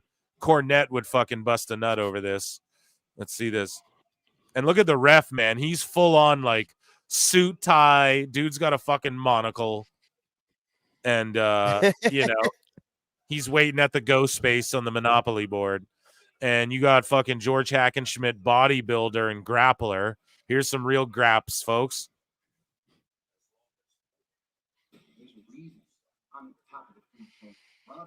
Boom. North-south. Tries to reverse. So that position there is called the north-south. Right? Some people are like, oh, 69. But yeah, it's the north-south position. Great stuff. And just, yeah, this ref is right in it. And whether they're working a shoot or shooting the work shoot, brother, fucking amazing, hey? I mark out for shit like this. So, yeah, that's my miscellaneous to bring to the show today. I'm going to put another poll in the chat, okay? As we'll look at the card here. And I'll put another poll in the chat, and then we'll dive into some news. Chat, let me know if you guys want AEW news or WWE news first. Actually, I don't even think I have WWE news. I think we covered it all already. So we'll go into AEW news next. I picked. So yeah, I'm going to put a new poll in the chat, and it is going to be for this next match. Who do you think wins this grudge match? Seth Rollins or Bronson Reed? Here we go, guys. Vote on that. Let me know who you think. Burn it down now. Who do you got, Jake, for this one? The last one, did I give a pick, guys? I don't even think I gave a goddamn pick. This one, I'm gonna go. Oh, sheesh. I think I'm on Seth on this one. Okay, does someone fuck Seth so Reed gets the win, or they have to give Seth the win, right? But then it kind of buries all this momentum Reed's gotten. I don't think and it then really he's kind of like a buries Nakamura, him. though. He's kind of like a Nakamura then. Like, okay. But I don't know. What do you think? I think Seth like steals the win. I think this is gonna be like Reed's gonna be like murdering him, and then Seth's gonna steal a win, and then Reed might continue to attack him afterwards or something. I feel like Reed's. I don't think a loss would hurt him, but I think Seth kind of needs a big win on a pay-per-view because when's the last time he has a big win on a pay-per-view? He's always losing on pay-per-view anymore or PLEs. I'm gonna go. Reed wins this one. Nice. Yeah, I'm going Reed wins this one. And yeah, Rollins is just over like Rover. Over like Red Rover. Lincoln Hawk for 523 says Bronson taking that curb stomp on the hood and coming back was fucking rough. Yes, I agree, man. Every time he shows up, shit gets destroyed. Him and Rollins brawling, an extension of, Braun and Bronson. Amazing stuff. And yeah, I am looking forward to this one. Bronson went from like a guy we were all like, who cares? And now every time he's on, I can't wait because shit's going to explode and stuff. And I'm going to go with Bronson. I think he needs a big win here, man. But that's just me. Lincoln Hawk, man. Thanks so much. It's awesome you're tapping in. Plenty and Pixel are for $10. My God. Guys, Tony Khan. Says, Phil, check your Discord later tonight. Yeah, I will. I'll do it after I post the replay of this. I think Bronson wins tonight. Okay, you're with me. And Seth jumps him right away. Yeah, I think Bronson, you know what I would love to see done again? Maybe they could do it with Bronson, where someone's on his back, maybe a Seth, and then he go like they do the Bam Bam Bigelow Taz spot where he runs backwards and jumps through the ring. They should fucking do that with, because they already exploded the ring with them. They've already destroyed. Okay, hold on. And shout out fucking Bronson Reed with his MF Doom fucking singlet. Oh my God. Dude, amazing. And then the Reed on the back and the Doom font. Doom, not to be confused with nobody, especially because the flows he used is so nutty. Oh my God, I love MF Doom, bro. Never too woozy to go study. Crew's got no clues like old cruddy Officer McGillicuddy. Oh, shit. Fuck, man. R.I.P. the GOAT. Doom over everyone. Okay? Well, I don't know. I know it boils down to Tupac and Biggie for everyone. I go Biggie. If you're going Pac versus Big, I go Biggie every time. But Doom to me was like, yeah. I mean, it's just a matter of like, I like the more lyrical, technical shit. Tupac was more of like a melodic message shit. So I get there's two kinds of rappers. There's guys who are like really technical and like, and that's more East Coast style. And then you have the West Coast guys who are more like flowy and catch a vibe. Snoop Dogg, he kind of repeats the rhymes, but don't really matter. He can just do it. You're just vibing with him. That's like Tupac. He would repeat a lot of shit, but his best cuts of steak with Tupac. Yeah, his message is so deep, and he could write a good song, harmonize. Biggie was more just like, yo, I'm just gonna fucking battle you to death or whatever. That's the more East Coast style. So Doom's an East Coast guy. Hip hop lesson with Phil. I'm a big Wu-Tang fan as well. Yes. But yeah, shout out Reed for his attire and Plinian. I will check Discord. Thank you so much. You are goated. Chris Perry for $2. Bronson got big back energy. He's taking this one. Yeah, he got that Raquel energy. Hey, Chris. He's back like Raquel. Yeah, she came back again. That was so funny. Her whole gimmick was just flex your back and smile. But look over your shoulder at the camera while you're doing it. Just like that, yeah. It's literally the only direction. She wants anything else. She's like, please, can I have anything more? No, that's it. Turn your back, flex. Yeah, Certified says Pac was nothing like Snoop. Yeah, they were in this sense, bro. They're like melodic rappers, bro. It's the West Coast style to be more like I know there was the gangster era, of course, like where it's just like hard hitting. But yeah, Snoop is like he flows and he'll repeat rhymes sometimes, but you're just vibing with him. That's the same thing with Pac. Now, yes, Pac had a way deeper message. Like, who's better, Snoop or Pac? I'm going Pac, obviously. Right? That's a whole other debate, though, right? But just on the sense of the West Coast vibe of like, even think like I don't know. It's just that vibe they have.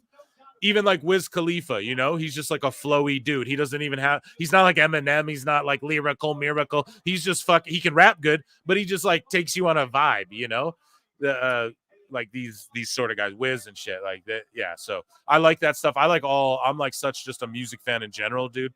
I listen to country to fucking hip hop to, glitch hop, everything, house music. Paul Nolan makes great fucking music. Look him up on Spotify, guys. Paul James Nolan. He makes great house stuff. Rollins is bleeding on his back there from some sort of bump, and the match started after a big brawl outside. So, I mean, I think it's from that chair we threw him on. Yeah, you can like see where he hit the arm of the chair. Like that's the shape of the. This guy goes pocket Snoop for trash. Hell no! Now we do not agree with that shit. No. Wait a minute. Oh man. Now we're just talking bullshit now. Yeah.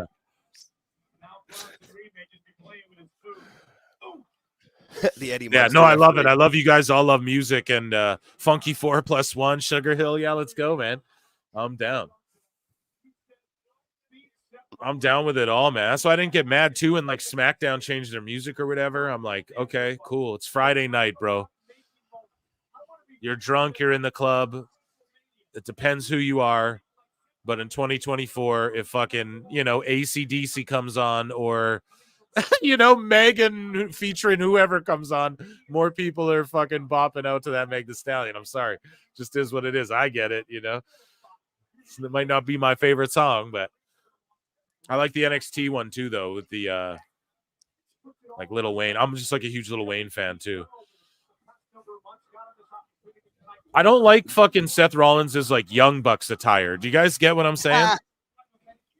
Oh, come on now, Phil. What about R. Kelly and Diddy? Diddy was just like nothing. He didn't like people just wrote his shit or he just hopped in and did ad libs. Like, yeah, And then R. Kelly, say what you will. I mean, like personal life aside, his music slaps, bro. Come on, be honest here.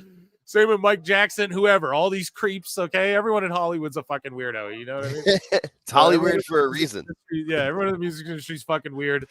You know what I mean? I fucking just their music, though. Chris Benoit was a great wrestler. I wouldn't fucking his personal life. I don't know about all that, but yeah, R. Kelly, man, some fucking jams, dude.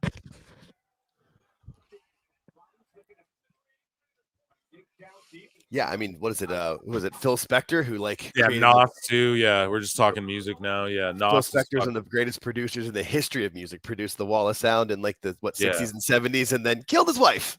Oh shit! And there's creeps everywhere. Yeah, my favorite beat producer of all time is DJ Premier. Nice. For sure. Like Dre's up there too, but honestly, Premier is like for hip hop. That's his shit slaps. You ain't hype for $2 says you should listen to Wheeler Walker Jr. Buddy, I already have, and he's been on JRE's podcast as well. Thank you for the $2. And yeah, shout out Wheeler Walker. Wheeler Walker. He's funny. I had a heart scare last night and I'm recovering, bro. Mike Sausley's chat. Love energies to Mike Sausley. Please, everyone, love energies. And to Anthony, who has a surgery on Monday. Both of you guys rest up. Be cool. Be well. Don't watch any AEW and piss yourselves off. And take care of your goddamn selves. And get rest. For real. Take that shit seriously. Seriously. Jimmy B for $10 says, I Want It All was such an underrated SmackDown theme. Also, have you ever heard of Charisma?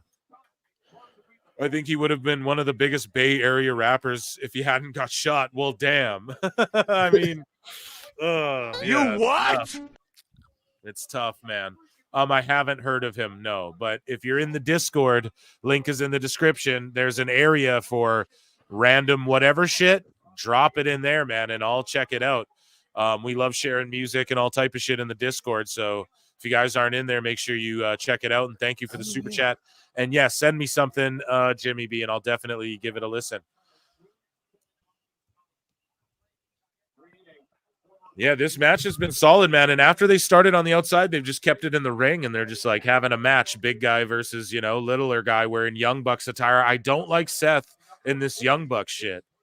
I really don't. It's giving Young Bucks, as my wife would say. You know what I mean? It's giving whatever. 69 likes, awesome. Try and run them up more. Yeah, we can get up to 100 throughout the course of the show. I'm sure we can. And yeah, after this, we'll hop into some AEW news, and then I got Sickos and I got Dave. Yeah, always. Yeah, always. Of course. He's if anybody's gonna give you material, it's always gonna be Dave. Yeah, man, I understand that heart stuff, dude. Best of luck, mate. Like, that's scary stuff. Yeah, I had a heart freak out there too, man. Actually, like maybe a year ago now, where same type of thing. I had to go to the hospital and they hooked me up to all the shit, but I was good actually. And like, I get my blood and everything done regularly now, especially because I found out I have like a fucking, I have some like genetic disorder. Yeah. So do I. No, I had some fucking, when my legs swelled up, they found I had like a staph infection just from nothing. And then turns out I fucking have like a genetic disorder that they don't really know a lot about, but it is all good though. It's not like it's death, but it is like, fuck, man, I take these antibiotics that suck, bro. They just suck the energy out of me. Like, yeah, dude. I have no time to be the mole, guys. I'm telling you, I'm way too tired every day. I have an issue with my aortic valve. But yeah, because we know we caught it, I maintain it. I take medicine for it. Like, catching it and figuring it out was a real expensive and terrible process. But once we figured it out, it's been fine. And now I'm okay. And it's been this way for like, luckily in Canada, like I can get shit like looked at and everything free, but it's not fully free. Like I luckily have insurance and shit. Me and my wife do, luckily, because like you do need that shit still, especially because I have to see like specialists and stuff. So that all still costs money. Our healthcare is not all it's cracked up to be. I know Americans like to go like, well, what about Canada? It's like, yeah, listen to Brock Lesnar. He's a Canadian citizen, chooses to live in Canada. A boot buddy, eh? But he goes to America when he has to see a doctor and shit. And he described our healthcare as third world, man.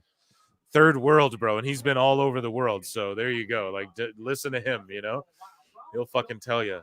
Oh, man. Here we go. God. Dude, Reed's fucking Doom attire is one of the fucking gangsters. This has to be in the game. What's the status? Make this in the game, bud. I'm tweeting you right now. Blame Canada. Blame Canada. They're not even a real country anyway. I just give Reed the credit. I mean, this match has been going on for a while, and he's still just standing up every time is going to take some out of him with his size, and dude's got some hella cardio. And now that I look at every time I see it now, anytime I look at Seth, that's up. Yep. I'm like, which Buck is that? Balding Buck or Road Warrior Buck? Yeah, no, this one's fucking Talented Buck. Yeah, there it is. Yeah. Draw a buck. Buck that draws. Draw a buck. That's what fucking Seth is. There it is. He's drama. Nax one SDK. That's for like SDK, like Stomp Down. Hey, we were just talking hip hop. That's amazing too. I fucking I know all those dudes, man.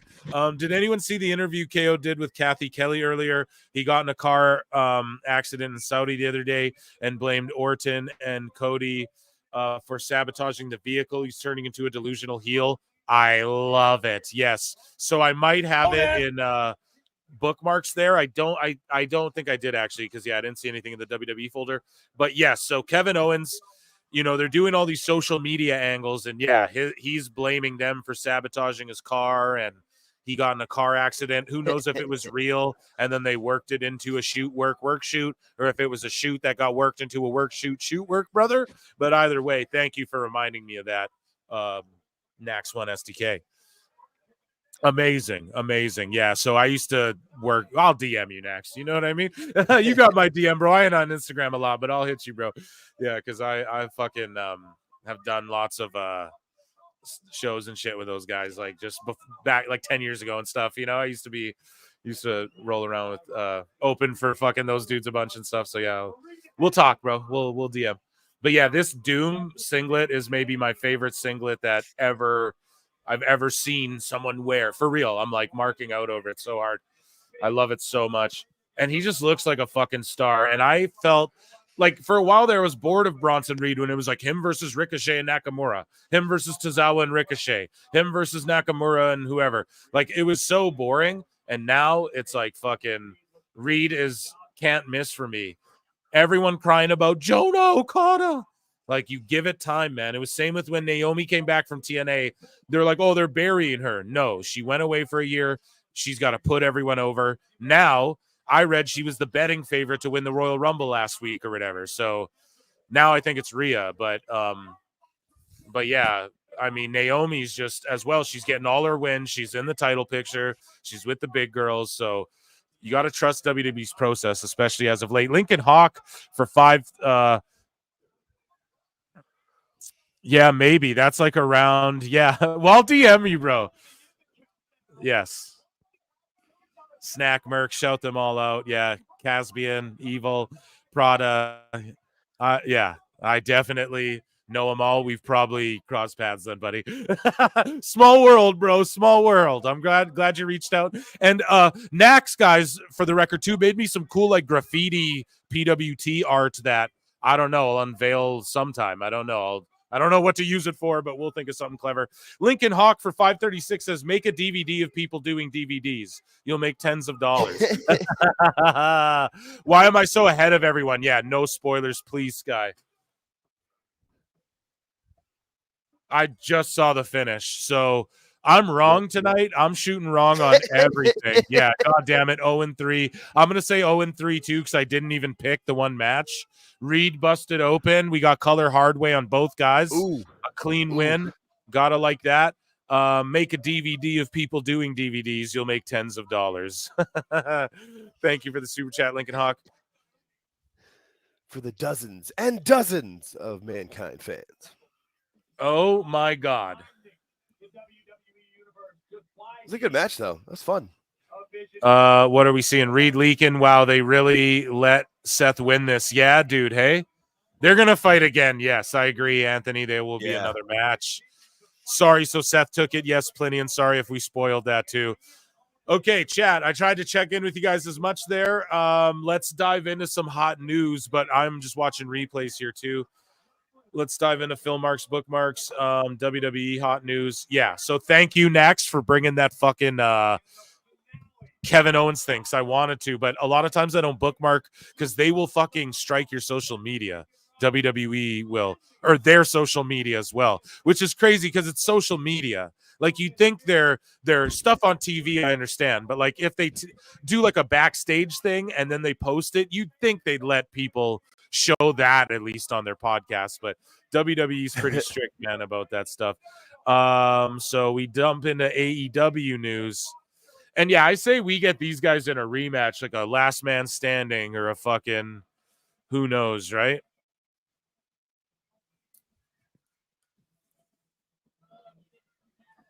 The best guys, Tony Khan. We're gonna jump into AEW hot news in 1 second here. I might be behind you guys, but I'm still just seeing them join and they're talking shit, and I just want to see if anything pops off. And I'm looking for a Goldberg appearance too tonight, guys. There may be a wild Goldberg somewhere, maybe not. A wild Goldberg. Yeah, there might be a wild Goldberg appearance, maybe not. He keeps saying, "I'll make you famous."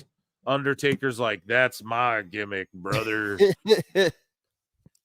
WWE Shop, guys, I am an affiliate guy. If you guys want to go below, if you're buying anything from WWE Shop, there's a link below. Click that. No extra cost. And you support this channel and your favorite WWE superstar. How about that? A little plug for your boy. So, Jake, are you ready for some AEW hot news? Always. Is it your favorite? What's your favorite part of the show? I mean, it's obviously the Dave Meltzer. I mean, like that's the Dave Meltzer dumb moment of the week. Nothing beats that. Some people like the sickos more than the Dave. Some people like the Dave more than the sickos. I mean, it's just, yeah, I mean, I like it all, but if you're going to have me pick my favorite, it's going to be Dave just because it's so funny. Like you were literally watching someone descend into complete madness. And I would feel bad, but he's such an asshole. So it's fine. I like that. I like that take, Jake. Chat, what's your favorite? Let me know. IWC Sickos, Dave Meltzer. Just let me know in the chat what your favorite is. I'm going to end this poll. I see you motherfuckers cheating. No, it actually dropped down. So some of you, or maybe, I don't know if mine's lined up. I was going to say some of you voted the wrong thing. Are you even further back than us? So the women's belt is up next. Nice. The women's crown jewel belt, and I will start a poll, another poll. Who do you think will win the crown jewel championship? Liv Morgan, Nia Fia Jax. Here we go. Seal. 92 watching. Run those likes up. Here's a package, a big long package. Dave, none, sickos. I'm all for the fantastical tales. Yeah, so sickos. No simpy for Dave. Yeah. Okay. Amazing. Yeah, you guys vote. Let me know. So Dustin Rhodes, his contract has come up, but he hasn't necessarily left AEW ROH. Negotiations between the two sides are ongoing, though no agreement has been reached yet, per Fightful Select. Well, we get an update. Dustin Rhodes is now officially a free agent. Gold Dust in the Hall of Fame confirmed. Let's go. So, like last year, I was saying that Dustin Rhodes was going to be in the Hall of Fame. I talked shit like a year early. The reason why is because Undertaker was saying it, and Conrad Thompson and Eric Bischoff were talking on their show about, well, there's somebody who might be in the, Eric, there's somebody who might be in the Hall of Fame. They were alluding to someone who might be a free agent soon, and they were talking about Goldust. They just weren't naming him, and I know that. I did snoopings around, okay? Not that I'm trying to break news. I jumped the gun, though. I was like, last year it'll happen. It didn't happen. This year, though, it seems like it's going to happen. Not that I'm the fucking news. Don't listen to me. I'm an idiot.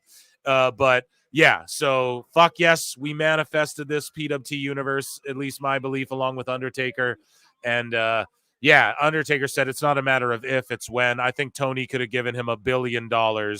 Maybe not $1 billion, but I don't think any amount of money would have kept Dustin there. I think he did his time there. He went to bat for the company. He fucking put Tony over. And I think he's just like, yeah, I'm going to now go back to WWE. He should, because he's going to get the Goldust Hall of Fame induction, and his brother's going to induct him like he did their father. And he's going affiliation too. Dude, yeah. And I mean, hey, Stone Cold said he wants to show up at this WrestleMania, maybe to help Cody. Maybe Cody needs a little help from Dustin. and needs his brother. Maybe Dustin shows up with a couple homies from Texas. What? Who knows? We don't know, but I fucking love it. And I would even love, Cody Dustin one more time, AEW style. But that was the greatest AEW match of all time is Cody Dustin. So let's see that one more time in WWE, maybe. Who knows? I don't even need to see a Dustin Rhodes run. Him in NXT is just priceless, You couldn't even put a fucking price tag on that. So awesome. Can't wait. Seriously. And it's not like there's no announcement. He's not like, oh, I'm going to WWE again. But come on. We all know. And the Nightmare Factory, he just opened, Dustin just opened his wrestling school or his wrestling fed, his little promotion. I mean, they're probably going to Academy, I think. Yeah. Yeah, they're going to squat up with fucking WWE probably under that WWE ID thing. Right. Makes perfect sense to me. It's too logical. It's literally too logical. Yeah. He gets his schooly WWE ID affiliation. He gets to go in the Hall of Fame and possibly have some TV appearances with Cody, and then he gets to go in the Hall of Fame. Like, what else? It's perfect. Like, it's absolutely perfect. Oh, and then he'll be a coach in NXT as well, and guide for the future, because obviously he loves to do that. Like, I don't see any way he doesn't. Plus, he's set for life. He's had a job for the rest of his life doing that with them and running his school. So we were talking about the AEW mole earlier, who's not me, I swears it. And see, I don't even like all of his tweets either. I still play it real low key, guys. But he tweeted out, people who think the Young Bucks did the right thing, maybe it was actually a decision taken out of their hands. So I don't know, just something I thought pretty compelling. The Bucks dropped the titles to Private Party, and then the news comes out. I think it's in Dave Meltzer news, but we'll talk about it now. The Young Bucks are taking time off now again or whatever. They'll be back in January or some shit.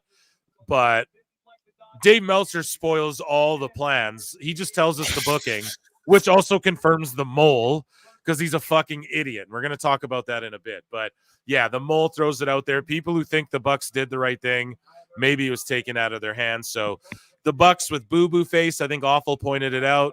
They had boo-boo fucking face, and they dropped the belts.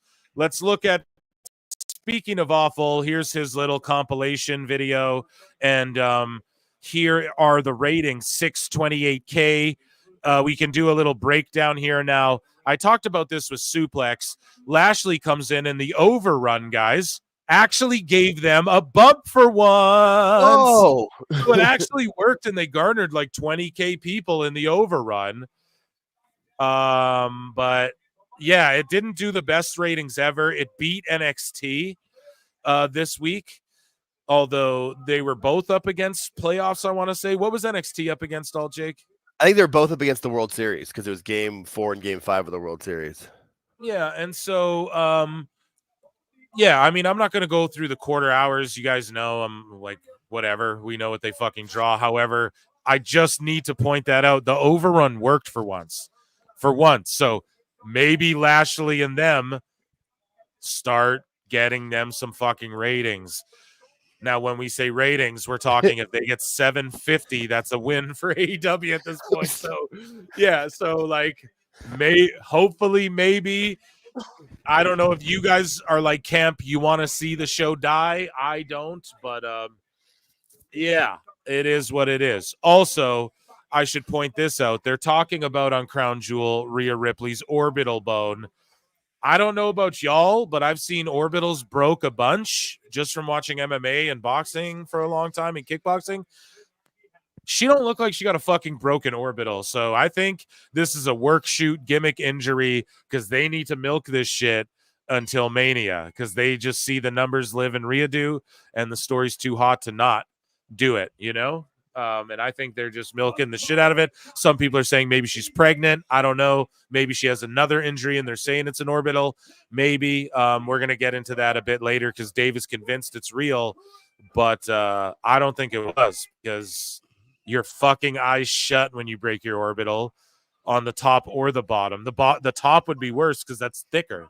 That's thicker skull, dude. So you'd be fucked up, man. Anyways, but MJ from NJ says, now that the official quarter-hour ratings are finally out, we see the 618K normalized average if you exclude the lead-in and the overrun. Thank you, MJ from NJ. I always say that too. We got to stop playing the overrun and the fucking lead-in game. However, if you stick Lashley's debut in the overrun and it works a little bit, I'm going okay. Now, it's only 20,000 people. It could have just been 20,000 looking for the next show or whatever Avengers movie was on next. I don't know. However, we're going to keep an eye on that, chat. We're going to keep an eye on that, Jake. So MJ says the same thing. Nice to see the overrun actually helped. Yes, the median, not the average, look it up, was 603, excluding the lead-in and overrun. Including those, it was actually 615. Okay, I'm not breaking it all down that much. But yeah, there you have it. And then here is the death of AEW, awful wrestling. Here's his little video. Let's check it out. So they're chanting for Cassidy. Terry Funk lives. Oh my God. Forever. Forever. That is brutal.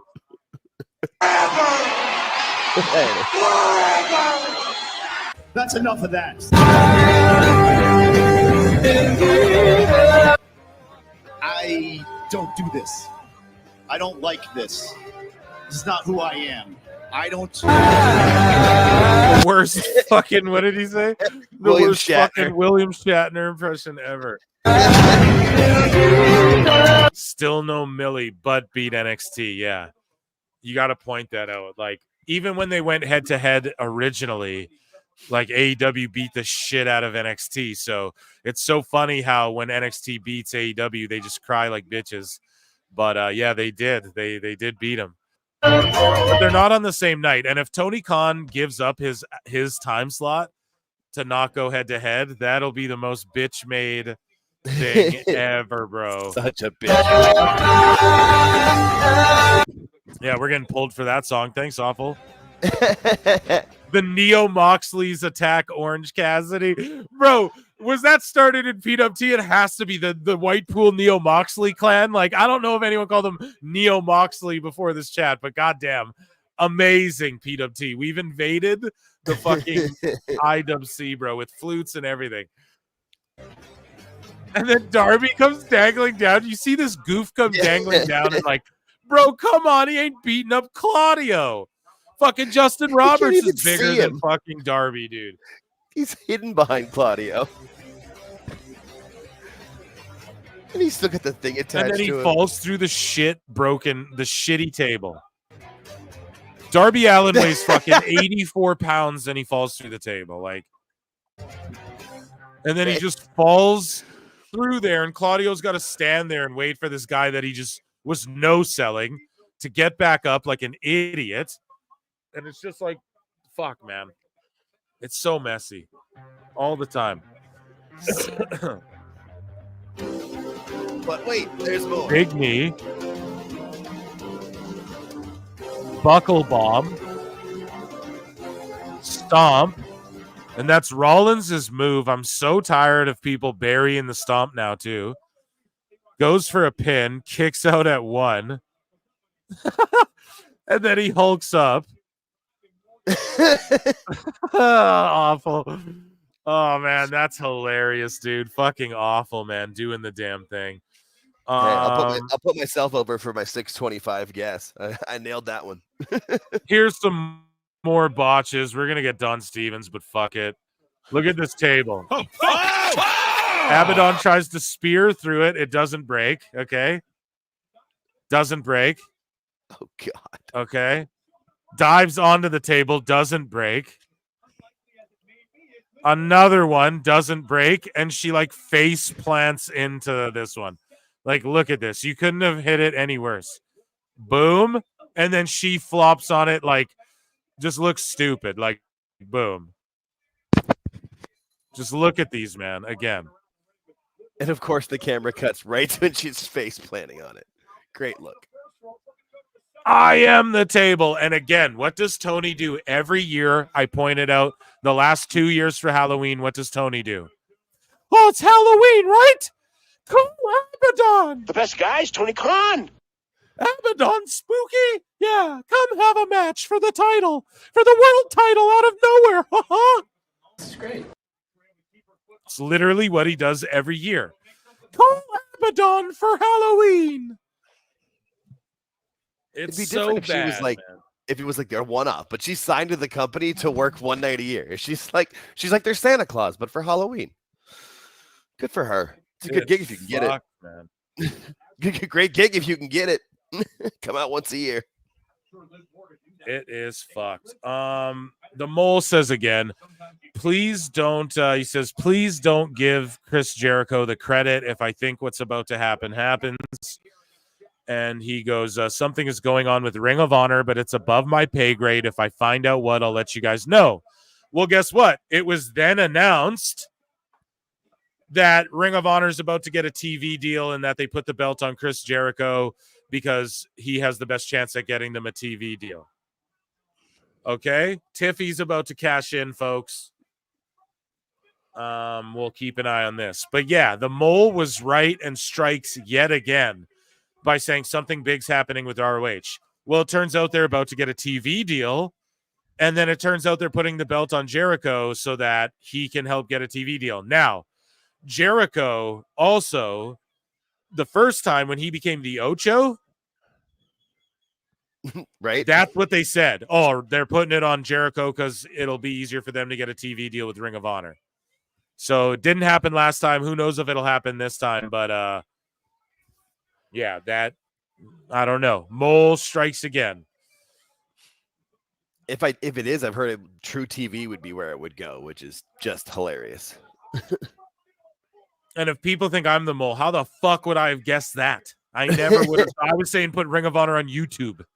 So come on now. Come on, Lee. Jamie Earhart for $2 says, I have the same problem. A big, long package. Yeah. Hey, buddy. Hey-o. It ain't always it ain't a problem. Or maybe it is a big problem. You know what I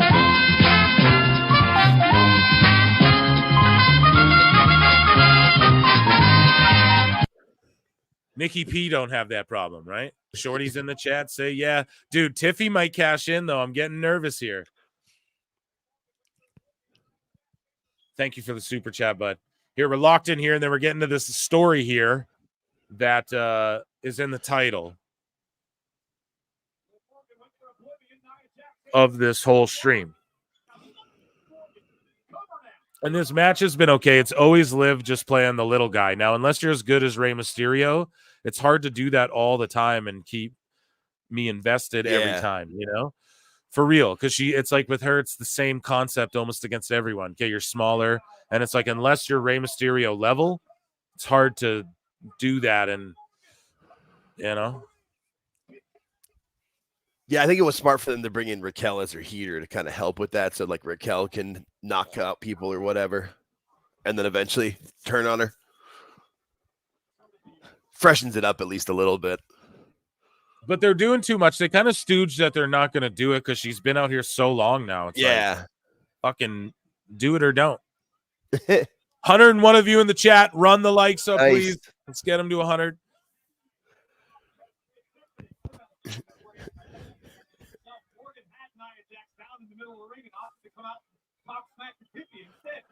Nia's just wearing like normal ring gear. She always wears shit like this, so. Leg drop finisher. That's got to be it. It's fucked that one of your champions got to lose, but it's also a way where I don't know. It's a way where like a champion can lose and you're not like mad. They don't have to lose their belt, you know? So it's, yeah, you know, I'm okay with it just because it's the Saudis. If they weren't doing this for any other sport, I'd be like, this is fucking dumb. But because they legit do this, like they had Francis Ngannou fight fucking Tyson Fury for a fake belt with a bunch of diamonds. Liv got it done. We're 0 for 4, man. Holy shit. Jake's fucking 4 for 4. I'm knocking these out today. I don't know how. Emotional damage. Damn. I should have listened to this. Is why, Jake, we didn't do a preview beforehand.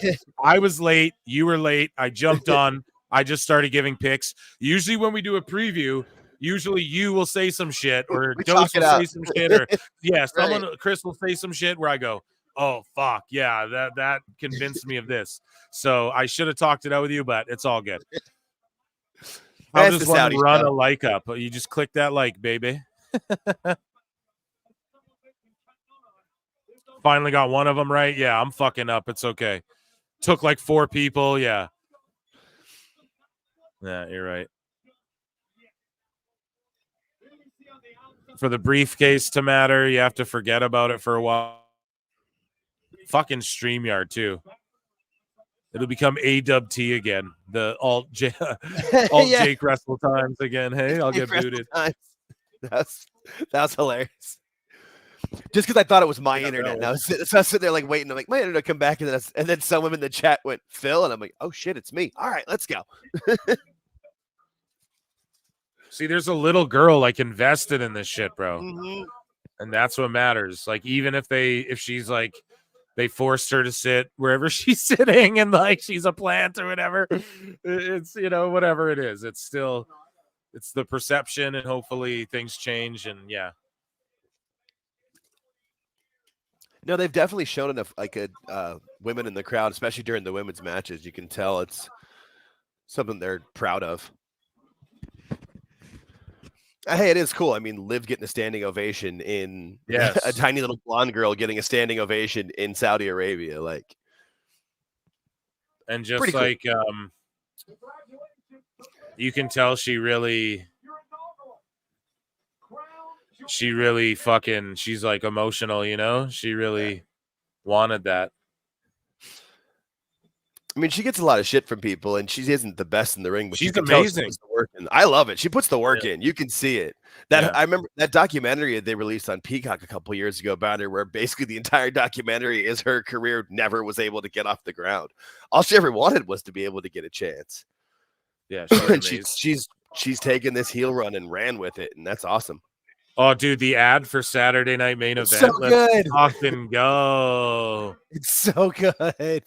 Okay, so to finish off AEW news, I wrote, this is insane. So WrestleVotes posts, the internal belief within AEW is that Orange Cassidy could be AEW's long-term top babyface.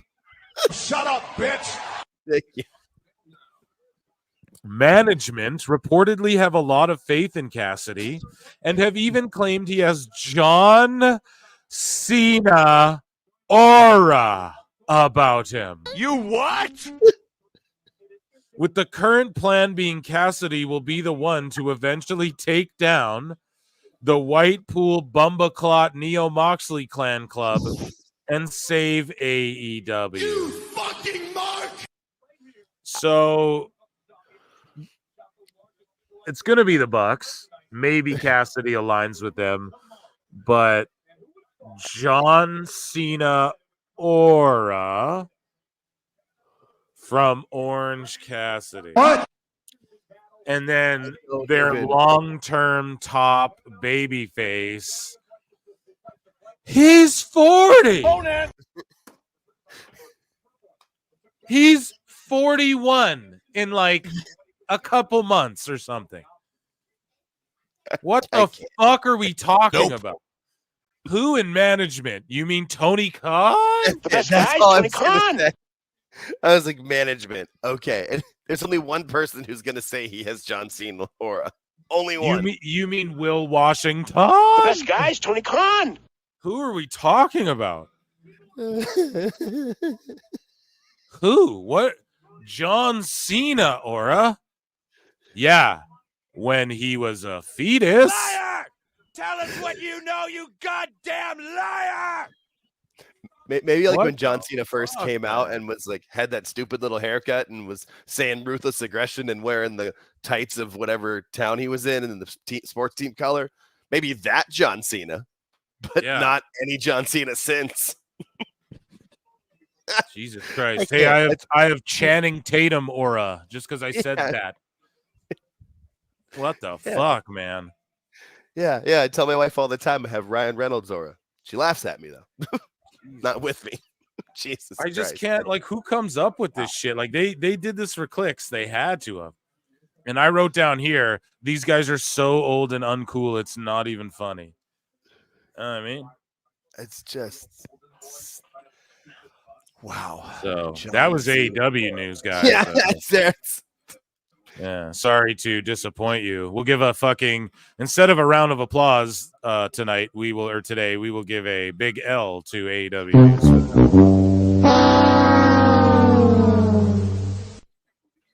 Yeah, if anything has ever deserved a sad trombone, it was that. Wow, that's the worst take I've ever heard in my life. Ever, just ever. So I'm going to put a new poll in the chat. I see you guys cheating in there. 60% picked Liv.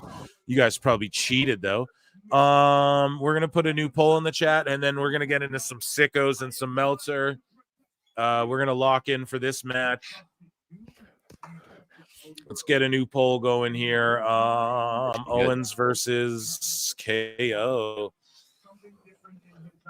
Who do you think wins this grudge match? Kevin Owens or Randy Orton's? Here we go. We call him Randy Orton's in my household. For real, I'm not kidding. I don't know why we do it, and we know. But it's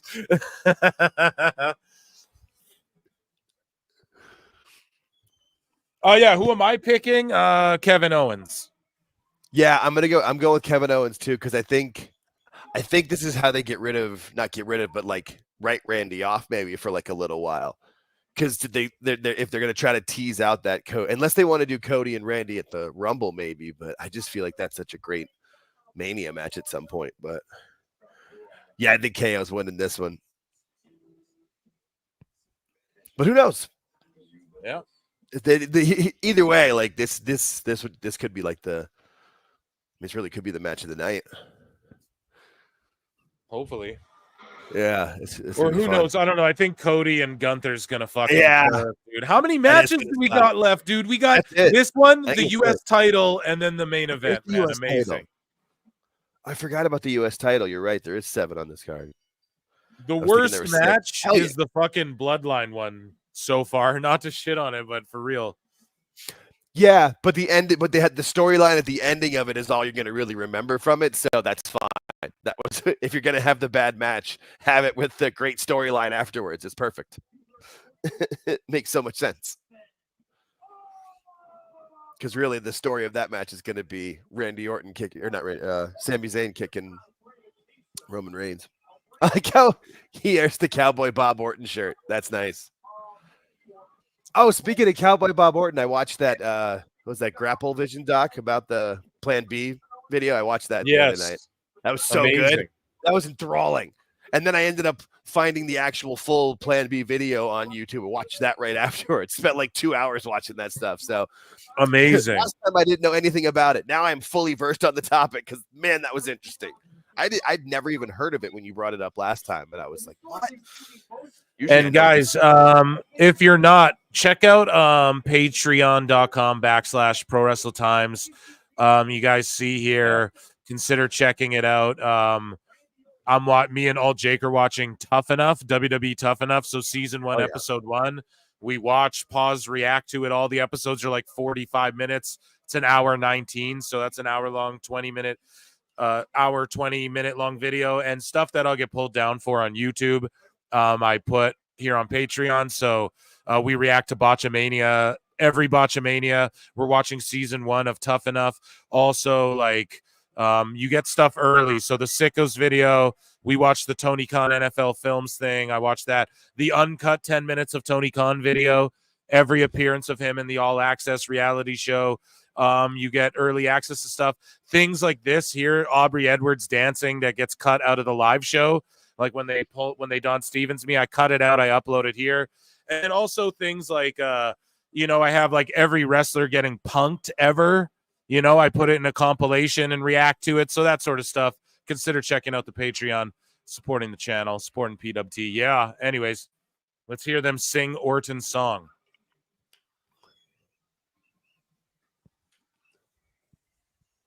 Dude, they're singing his song like crazy. In You English, can't even hide. en anglais. That's Hey, smile on James, Orton's thanks so face, much though. for the high and the thumbs up. Yeah, Graps history. So on the PWT run-in shows and stuff, yeah, that'll be something we do is just check in with Grapple Vision and look in, like just watch his mini docs and his Wrestling Gets Real and all that. We did that on Halloween. We did a Wrestling Gets Real there. That was amazing. So stay locked into PWT, folks. Tons of great content all the time. And all Jake's channels coming soon too. And that's our little plugs there. Yeah, I launched it to actually like be live at the channel yesterday. I'm going to start doing content. Yeah, what soon. is the actual channel name? It's Alt Jake Takes on Wrestling is what it is. Okay. All one word or what? Alt Jake Takes or there might be a on... dash between the Alt and the Jake, but yeah. I'm just gonna search it up and see if I can't no, it doesn't come up yet, obviously, because you don't have like content yet and stuff. Yeah. But just send me a link to that, and or did you DM me a link to that or what? I think I did. Yeah, I did this morning. We'll put it up, yeah, and I'll subscribe to it right now. Yeah, it's Alt Dash Jake. That's what it is. Yeah, let me see. Boom. Yeah. So guys, here's the channel right here. Alt Dash Jake Takes on Wrestling, and yeah, you can subscribe to him. I'm gonna subscribe to him right now. Boom. You guys subscribe. He's got 7. Go and subscribe to all Jake's channel and freaking guest to Pro Wrestle Times, Pro Wrestle Clips. There you go. And I'll be popping in on Jake's stuff too from time to time. And he'll be doing spaces and stuff. And he'll be popping on, and his channel will be more like he's going to pop in and give takes on stuff. Just quick hot takes. So make sure you get over there and check him out and subscribe. Spread that PWT universe love. You know what I mean? That's really what it is. Yeah, just more ways for people to interact and have fun. The interaction's what I enjoy the most. Alan Thomas, love you, bud. Take it easy. Grapple Vision is on YouTube. Yes, it's an amazing channel. Yeah, they, I chopped it up with them in DMs a few times, shout them out. And yeah, they don't mind when we EFAP their stuff. And so I do that on YouTube because they're not stingy.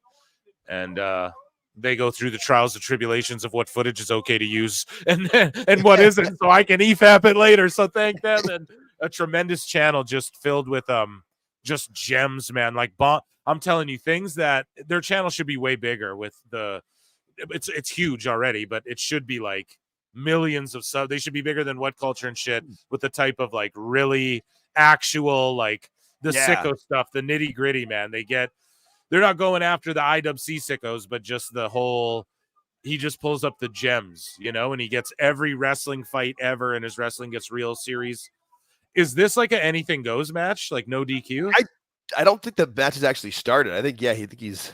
Because he just attacked him with a chair. And you brought up the Bob Orton shirt earlier. Kevin Owens also wore a Dusty Rhodes one on SmackDown. Yeah. You noticed that too, which was crazy. Yeah, and he was talking shit to Cody. It was great. Owens gonna sideline Orton. Anthony Strano says, "Yeah, possibly, so, man." That's what I think's gonna happen. Yep, it just makes sense. But what? It's Orton and KO like at Mania. Like, what's the payoff to this? Like just this match, he hurts him, and then they have their ultimate blood feud grudge match come Mania or something. I mean, that would make a lot of sense. I just don't know if that's the match for Orton. Yeah, I don't know either. Yeah. I can't wait till Cena gets back in the mix and shit, guys.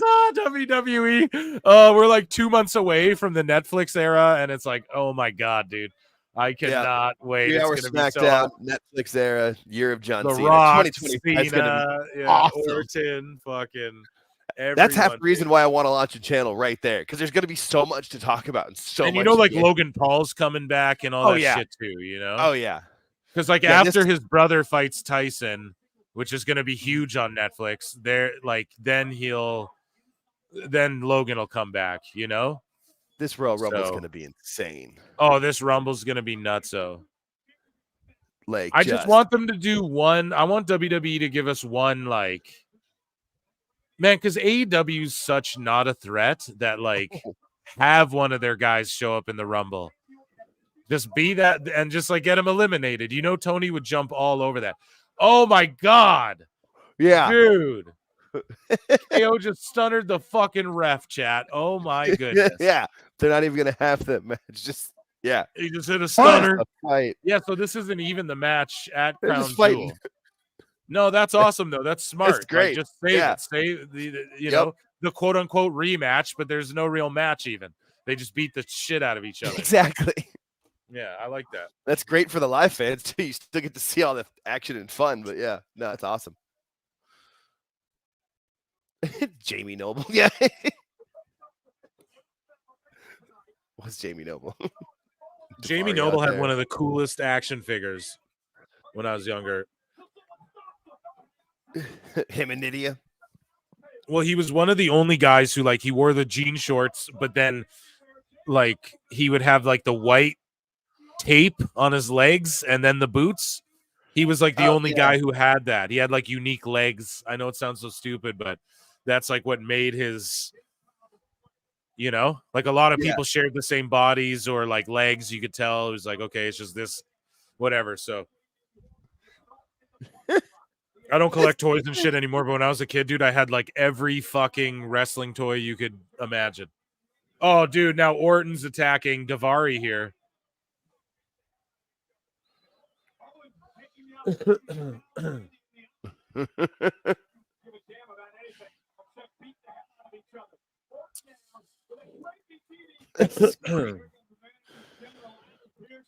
Jake's channel is here. We should fucking link it, actually.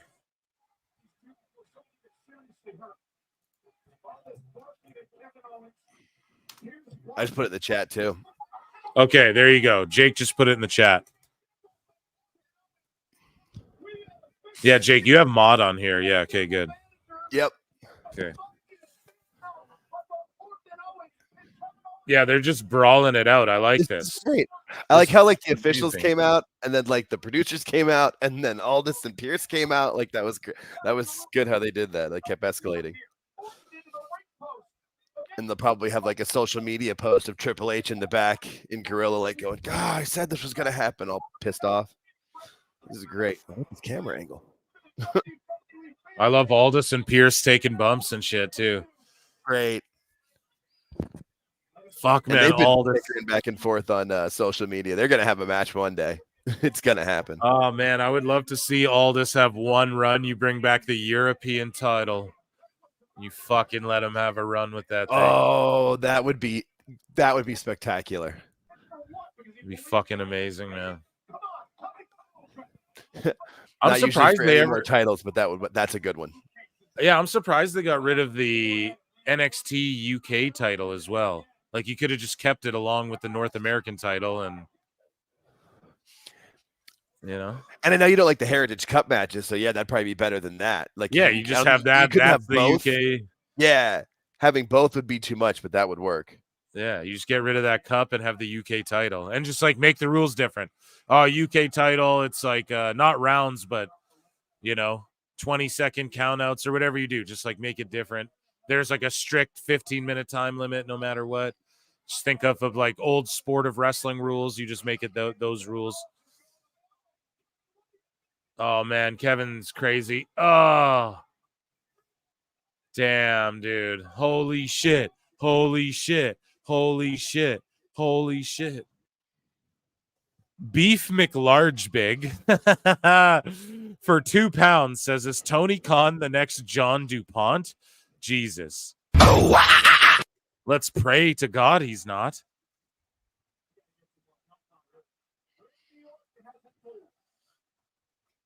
Oh, man. That was amazing, though. Thank you so much, Beef McLarge Big, for the super chat, and what a fucking hilarious name. Okay, so they just go through the table, and that's it. All right. Party. Barty gang. Let's go.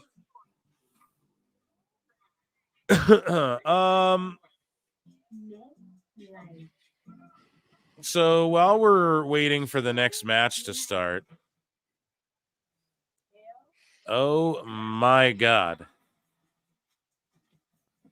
we have quite a bit in the sickos here. So, ladies and gentlemen, this is our sicko segment. So Meltzer said what? Tweets out, Phil Mushnick is just the adult David Bixen span with a cleaner apartment. So let's play this clip. Part's true. The other part that's true is that Phil Mushnick's a fucking miserable guy. Oh, yes. Brian Last and Jim, Barry and Mushnick here. I read the New York Post. This is Let me great. give you the last several headlines, just the headlines of his column. Clueless TBS has made ALCS unwatchable. Vince Scully would be dumbfounded by today's MLB broadcasters' incessant screaming. MLB's abysmal playoff coverage somehow finds a way to hit a new low. Playoffs can't keep MLB networks from insulting their viewers. Greed has made a mess of the MLB playoffs. There was nothing redeeming in Pete Rose's character.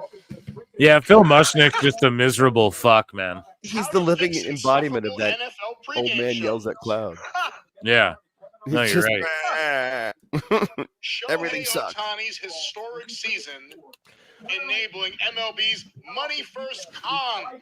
NFL's treatment of fans creating once unfathomable ticket reality. Sports would have already moved on from past concern for athletes' health. It's just one thing after another, after another. Well, remember when we talked about him, for whatever reason, it came up a few weeks ago on one of the shows. When I said it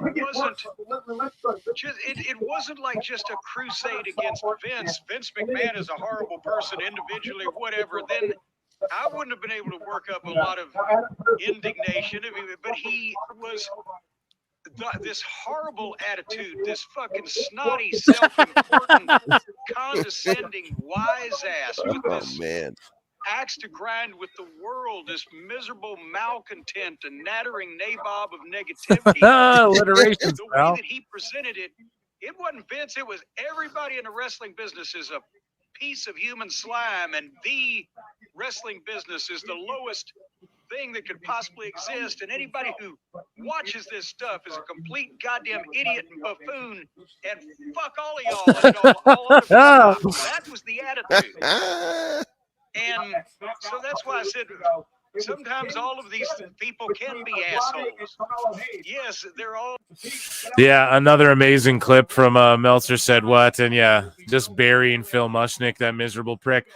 Yeah, PW Insider, we covered that before. Who knows if oh yeah, I've been blocked. I can't remove these idiots from my fucking bookmarks because they blocked me.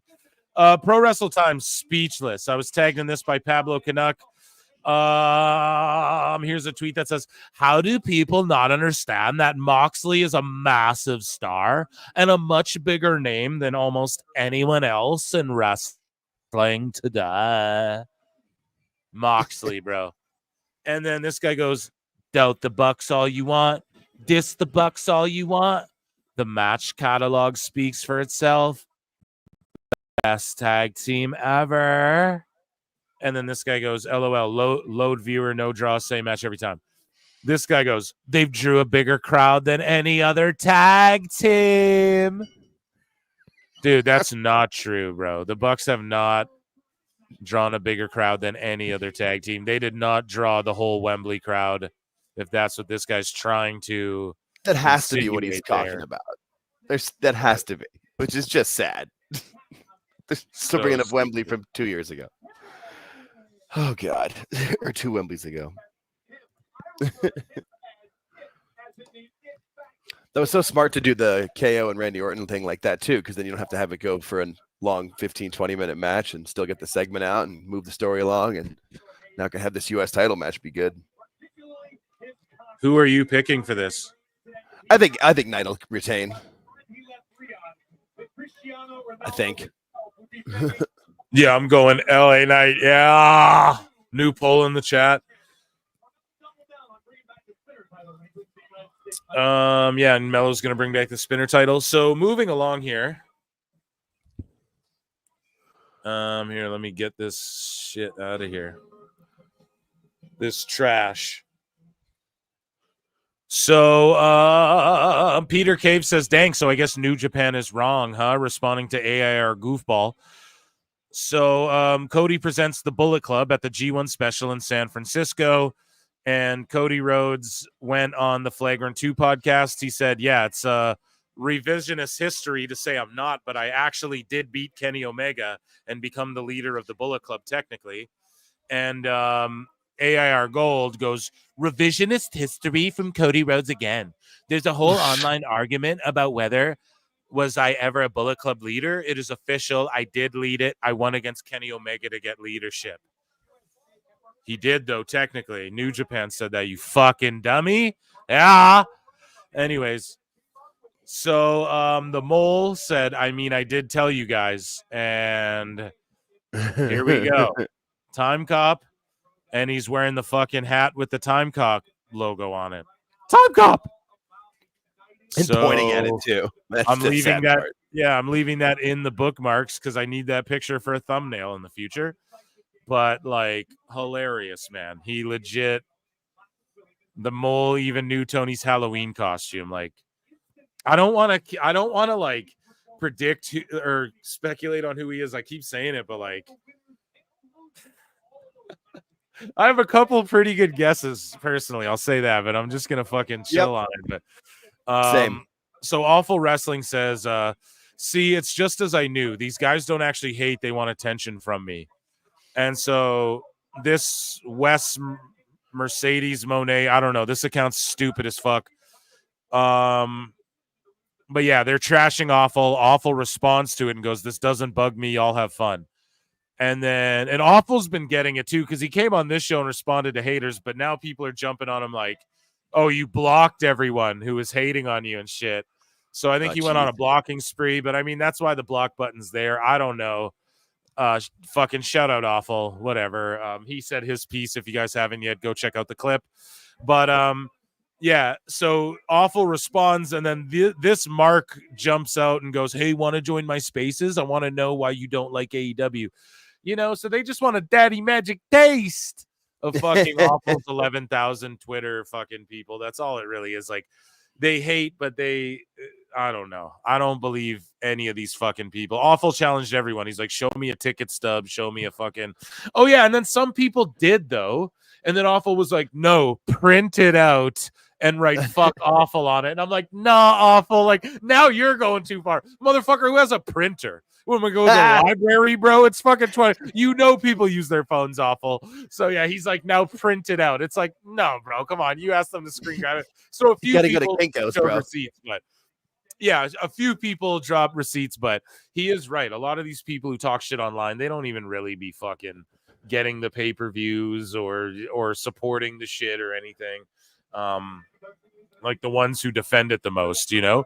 And the same thing happened to comic books. The same thing happened to these movies. All these people cry online, why didn't people go see this movie? And then you look and like no one went and goes to see it. And it's like, you didn't go see it. No one went and saw this shit, you know, just in general. So, but they're crying about it, you know? Oh, you guys hate women because you don't like the Marvels. It's like, no, bro. You look at the stats, like 70% of the people who went to see the Marvels were men.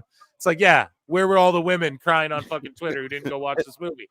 You know, so it's like just bad movies. Yeah, the people who cry, man, they never actually fucking support the shit.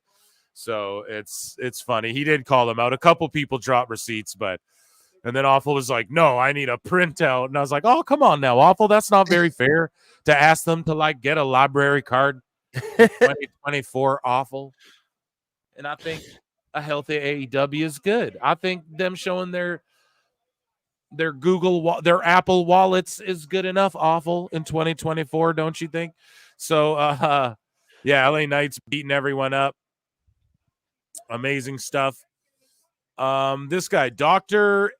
M. Gross MD says, the fumbling of prominent black talent by the Fed needs to be studied. Triple H's racist tactics has completely ruined that brand, but made AEW so much stronger. Bro, AEW's playing catch up on that so hard. TK has embraced the black culture. You mean like NXT? And the ratings boom recently has proved it. What ratings boom? There's no ratings boom. Now that Bobby is there, we get 1 million. No, you get 619,000. And then this guy saying the black representation in AEW cannot be understated. In this episode alone, a young black tag team finally ascended the tag team mountaintop. After so long, Suplex said it too on the pod. I don't want to spoil our whole pod. It's dropping tomorrow. But Supes was like, man, it took him how long to put the fucking straps on Private Party? You know what I'm saying? Like, goddamn, man, you had him for 5 years. You didn't. Now they just weasel in after losing a match. You know, it's silly. But yeah, these people are fucking coping hard about all this stuff. This person goes, I legit slammed my brakes on my car when I heard this before pulling out of my driveway. This is about Becky Lynch's candidacy for the Observer Hall of Fame. Holy fuck. And they say, it's YDG2. They say, I just heard some truly jaw-dropping audio from the Voice of Wrestling Podcasting Network, and it's such a historically bad take that I don't even want to post it. So I don't know. Here's some really bad takes. Someone says, I don't really buy that she's that historically significant of a wrestler. I understand that there was a period of time where she was probably the most popular wrestler in the world. Well, then there you go, dumb fuck. And that's like a first for a women's wrestler. Oh, so it was first for a women's wrestler to be the most popular in the world, but she's not significant historically? Yeah, you're fucking stupid. I think that was just like WWE didn't really have anyone who was a big star. Becky got over for like 6 months, and that's pretty much it. Oh, my God. Yeah, that's... Are we sure that Becky and Mercedes and Bayley and Charlotte, are we sure that they are going to have this super long-term effect on the way people view women's wrestling? What a fucking idiot. Fucking Mark! Yeah, they already have. Hey, they already did do that. Holy shit. This triple threat's bacon, too. Are we sure she's going to have long-term historical significance? Whoa. What? What world do these about them as wrestlers for sure? But I'm wary that the 4 horsewomen era, I don't know if that changed women's wrestling in WWE forever. Holy man. Oh my God. There's some people who just say shit, chat. Seriously. There's people who will just say shit to say shit. And yeah, that's what's going on there. So Zarya baked some fucking clown. So this guy goes, damn, dressing up as JoJo Siwa is crazy as fuck. Now that's a pretty funny roast. Like, let's be honest. That's a good pull. But then Zarya goes, do you always look like a clown? Guess I'm not the only one playing dress up. Nice. It's a good slapback. Smoked him, man. Into obliviacry. So Sagano says LMAO at all the sickos who flat out lied and tried telling me she had done that move before. You motherfuckers probably have never seen her work outside of your fave promotion. Also, this wasn't the gotcha your geeks were seeking. Glad Vecare set the record straight in a live stream. So this guy asked, did Stephanie ever use the corkscrew moonsault prior to joining WWE, or is this something she picked up and honed at the PC? Genuinely curious. It's a thing of beauty. And people jumped on him like, oh, she did it before. And some people were like, nah, she never did it before. She said it in a live stream that it was her first time hitting it, and she was practicing it for 2 years. But people have come at him and were like, yeah, she did it before. Oh, don't watch anything outside of WWE. Blah. And then they all just got owned. But like, meanwhile, it's like, fuck you in the first place, like for even judging someone who might not have watched wrestling outside of WWE or just assuming someone didn't. It's the stupidest thing ever. Speaking of stupidest things ever, Elboo from Wrestle Purists. Never doesn't make a sicko segment. The ultimate sicko. So Elboo responds to this fucking video of Julia talking about, I like honey lemon cough drops. Like she's saying her favorite candy's cough drops. And they're like, which kind? And she's like, honey lemon. And then elbows down so bad, he tweets this out. Please ruin my life.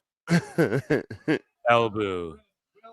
Stop fucking thirsty, bro. Emotional damage. You're down that bad, dude? Jesus. Seriously. Jesus.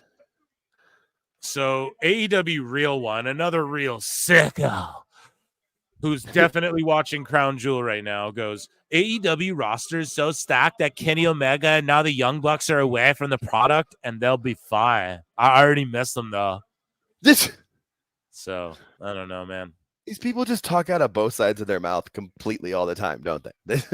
We'll be fine, but I miss They'll them. just never have a crowd as hot as like this Crown Jewel one is. Like, look how hot they are for LA Knight. Seriously. Yeah, this triple threat too has been better, the best, one of the better matches. I'm surprised the Bloodline one wasn't as good as we had hoped, guys. You know, like it didn't work out that well, but these three are fucking having a banger. This is before the main event. Like, Jesus, boys, leave something for the main event. Stealing the show. So here is Tony Khan dressed as Time Cop doing another Time Cop. It's a lot like my favorite movie and my Halloween costume tonight. The pointing. Retard alert! Retard alert! Redacted. Redacted. Oh, man. Watch that one more time, man. Just watch. It's a lot like my favorite movie and my Halloween costume tonight. Retard alert! What the fuck is just going embarrassing. on there, dude? Oh. I just don't get it, man. Jesus. Tony loves that movie too much. And my only costume tonight? It's like, well, why? We don't assume you'd have multiple costumes.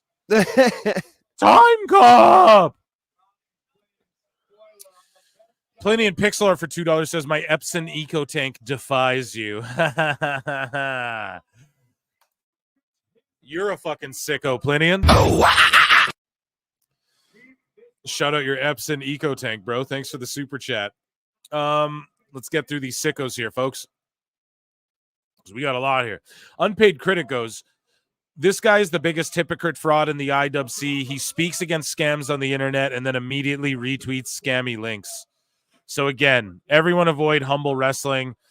He goes, I just read the article and they're saying when the son of the 79-year-old tried to stop his father from giving up the money, the father ended up suing his own son. It is so hard to feel bad for people like these. Referring to the Alexa Bliss scam that went down, I reacted to it with Suplex. But yeah, Alexa Bliss, she's involved in some scam. Someone got scammed out of $1 million. LA Knight won. Yeah. With a BFT, we're ending the poll. So I react to this with Suplex, and Humble Wrestling is like commenting on this scam. Meanwhile, he's quote tweeting and responding, reposting rather, all of these fucking scammy ass phishing gambling links on his thing. So just avoid that account, unfollow him. Oh, yeah, I saw dummy. that. Another dummy bites the dust. Glad I've got that account muted. That's what I don't block anybody anymore. I just mute them. Yeah, it's a good way of going about it. Yeah. No, you're a sicko. Nuh-uh, you're a sicko, buddy. Don't call me sicko, guy. Plinian, you goddamn sicko. Thank you. So we covered JD from NY. JD from NY versus Joey Janela. We covered this before on the show. Joey Janela somehow actually, it must be a cameo. That's what I thought too. It's gotta literally got a fucking Chris Hansen video because he made the joke to JD that he's like a P3DO. Not even the joke. He's just like, you're a P3DO, which is like not cool. You can't just throw that around to people.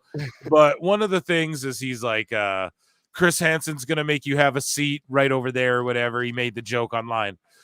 Joey Janela then gets an actual fucking cameo from Chris Hansen. Why don't you have a seat right over there? Why don't you have a seat right over there? I'm Chris Hansen. So Chris Hansen has a chilling message for JD. And this, I fucking lost my mind laughing when I first listened to this. I couldn't even believe what I was hearing. And shout out Chris Hansen and all of the legal shit he's going through. Here we go. Hello, JD. All 5'2" of you. Chris Hansen here of Hansen versus Predators. To catch a predator, have a seat with Chris Hansen by streaming crime network True Blue. All the rest. His show's called Have a Seat with Chris Hansen right over there. But Chris Hansen's a sicko, bro. Let's go. Now, JD, I'm going to need you to have a seat. We've been monitoring some. If I was JD, I'd play this shit on my show. I'd use it as an intro. It'd be in the dude. My dream is to get Corny a cameo of him just burying my show, so I can play it at the beginning during the live show intro. The outro, the intermission. Yeah, it's like if I was JD, I would laugh so hard and I would embrace this so lovingly and willingly, man, because this is hilarious, man. Your wrestling podcasts and some of your other online and real life behavior. I'm surprised we haven't run into each other by now. Because like if you don't lean into it, it seems like you're guilty of some shit. Right? He's obviously not a PDF file, and that's fucked. You can't throw that around. I would just lean into this. Not like the PDF file stuff, but just like you got to play lines from this in your intro or something, man. You got to flip this on fucking Joey, you know? Or you hit him back with a cameo of who even knows. I can't even think of one, but I don't know. The America's Most Wanted guy still around? Oh maybe? my god! Like, there you go. You get. I'm John Walsh. I'm John Walsh. Yeah, dude. Holy that's fuck! The closest there you I go, can think of. Dude. You hit him back with something like. Yeah, that's it. Yeah, you gotta. amazing. Yeah. In a dark kitchen. I see you've been talking smack about the Young Bucks. The Young Bucks. Chris Hansen's talking about the Young Bucks. The title. And why is it that you were not allowed in the AEW All-In After Party? The after party. Why weren't you allowed in the All-In After Party? Like, I can't believe you can pay celebrities to just talk shit for you. It's the funniest thing ever. Hmm? The transcript suggests it's because you were acting weirdly, like a creep, and that you ended up crying in the streets. And crying in the streets. That's all that shit Joey was saying. Hey, he's like, oh, you were standing outside like a bitch, dude. Don't be a pussy, bro. It's a sort of behavior that, you know, for sure could lead you to meet me. You ending up on some sort of list, wearing an ankle monitor. And if you don't run into me, it seems that you'll eventually run into the bad boy, Joey Janela, who will likely slap you around like a tiny. Bro, you can pay celebrities to be like, yeah, I'll slap you around. You know, Joey will come and just slap you around a little bit. Like, fuck, man, this world is hilarious. Try to behave yourself. Oh my god. So for those of you, there's more. Be as big as you think you are. For those of you in the chat who don't know, this is Chris Hansen from To Catch a Predator, where he shows up. They set up those houses, those sting operations, and then like the PDF files show up, and then he comes out. They go, oh yeah, I just got to go grab my laundry, and then like he comes out and goes, why don't you have a seat right over there? I'm Chris Hansen, and then he's like, what are you doing here? And then you know that show. And then the PDF files leave, and then the fucking cops are waiting for them. He and it like started on a news show, like it was like Dateline or whatever that he started doing that on. Like that was his reporting, and then that became its own show, the To Catch a Predator, and this has just been his gimmick ever since. That was like 20 years ago. He's been doing this forever. Man. Yeah. Now I don't like throwing around the fucking PDF file accusations. Like that's dumb. You can't do that to people. Yeah.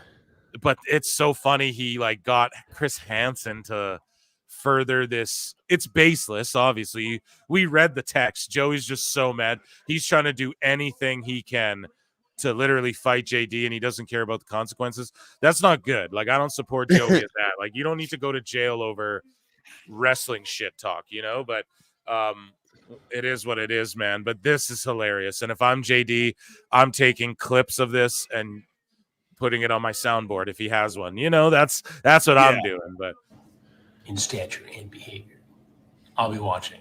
See you soon on True Blue. Podcasters, predators are caught. Don't be in them, JD. Just watch and listen to them. I'll be watching you. I'll be watching you, JD. So shout out Chris Hansen, man. That's fucking hilarious. So Mariah May and Anthony Bowens. I brought this to the sickos because I was like, whoa, right? They start doing a little back and forth on Halloween. Now, I know it's all in good fun, right? But basically, Mariah May, she's Buzz Lightyear. Thirstcast, right? Here she is. Nice. Right? Just take a look. Buzz Light, come right over here. No, that's a bad one. But, you know, she wrote pew pew.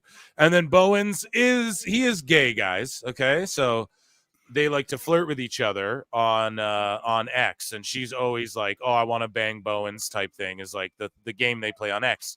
And it's funny.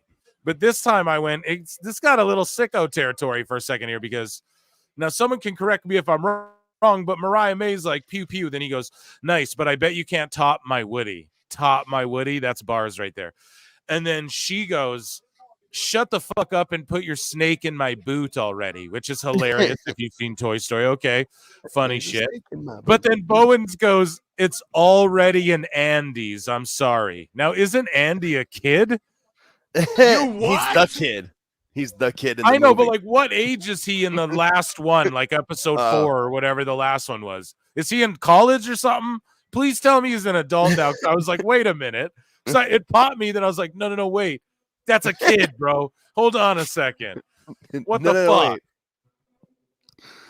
Chat, in the last Toy Story. I don't know if you guys watched that shit. He's an adult now. Okay, thank you. Okay, here we go. Yeah, he needs to snap out of it and rail Mariah. Thirstcast. But yeah, dude. I mean, okay, he's an adult now. Good, because I was like, whoa, hold up. Like, you know, I was like, wait a minute, wasn't he like a fucking kid in the movies last time I saw it? So I don't know, man. She's looking like Buzz Lightyear in that second picture. Woo. Yeah, Buzz Lightyear, bro. Yeah. Whoa. Hello, Buzz Light, bring that ass here. Yeah.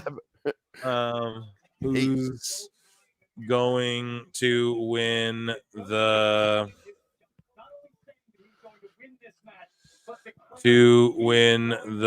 crown jewel title? And we will go Ngunta or Cody. And we'll start the poll. You guys go ahead, vote on that. And we got a couple more sickos left. So this guy tweets out a tale of two stories. One fake outrage, another of actual common sense and logic.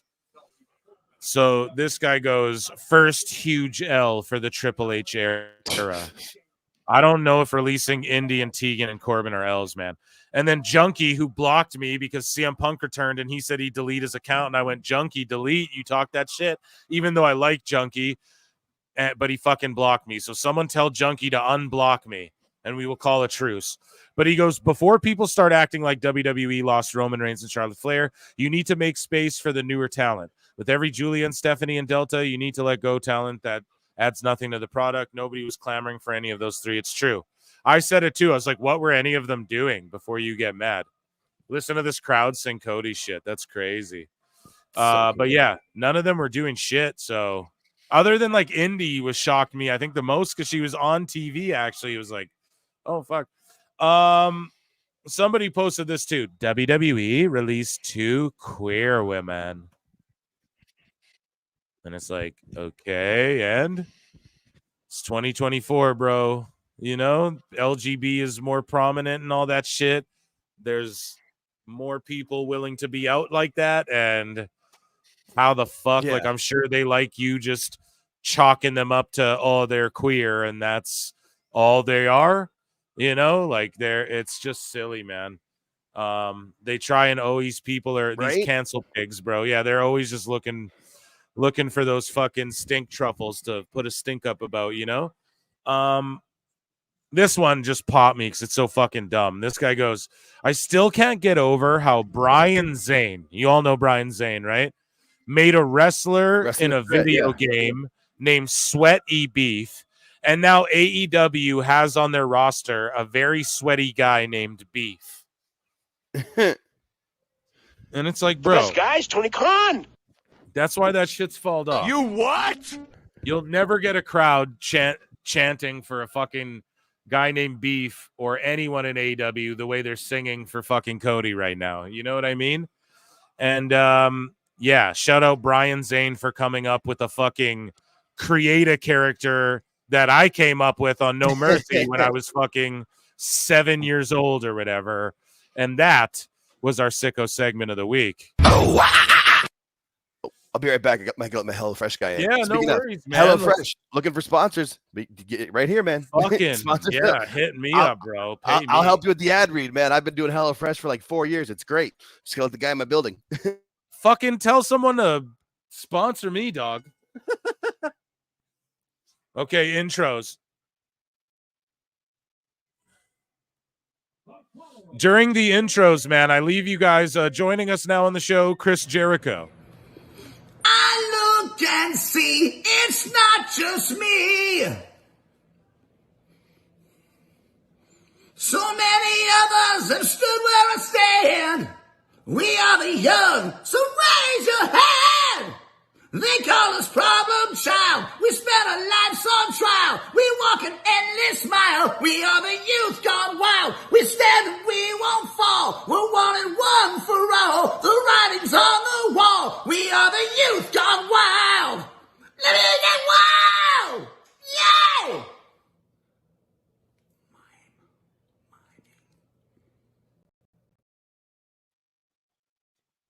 And his opponent, from Atlanta, Georgia, weighing in 200. Sorry, guys, had to pee. So hope you enjoyed the Jericho interruption there. We are the youth gone wild. Let me up them now. Phil, one more and you're going in timeout. Can't time out me, sir. We got 58% going Gunther. I'm picking Gunther as well.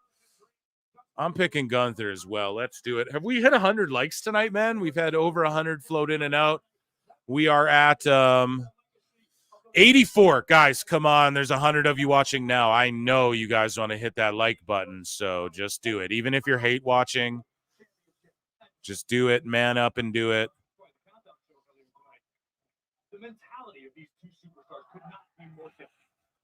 And we're locked in for this match. And we're going to hang out and do some Dave Meltzer before we get out of here. Okay, guys? Plinian for $2 says, Phil, why? Plinian's like, Phil. You what? And I'm like,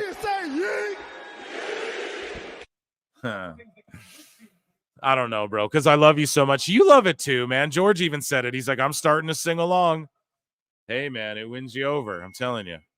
I'm fueled off 3 hours of sleep, Red Bull, coffee, soda water. I do, man. I love you all. You know that. Run those likes up. Let's go. Main event time. I'm going with the Ring General. But I don't really give a shit who wins, but I just think like I've been wrong so much and you just want to say Cody's going to win. So for that reason, you got to pick Gunther. I think I picked one match right this whole night. So LA Knight. Yeah, we need to give a fucking yeah for LA Knight. Yeah. It's just they need an opponent for him. Like, where's Omos? Give me someone big and threatening for him. Give me something, you know, like him just fighting Hayes and these guys. He just feels above that, you know? Get LA Knight in a good feud with someone, anyone. They need somebody, you know?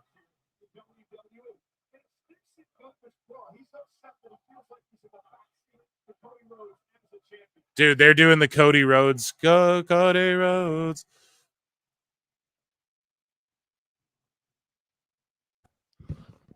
Oh, Cody right, Rhodes, Cody Rhodes. Yeah, man, I've been doing HelloFresh for years. I love them. That's It's awesome. guaranteed 3 dinners a week, just easy. Plus, maybe a better cook.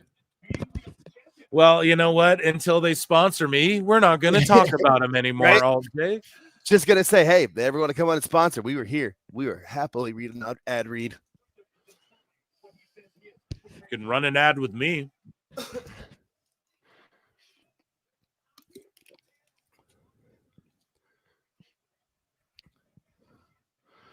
So I think Cody wins this, but I'm not sure. Yeah, That's I gonna be picked my vote, Gunther. though. I like how Cody's Perfect. like shooting single and double legs here and shit. And they're just wrestling. Yeah, that's what I like about Cody. He can really adapt to anybody.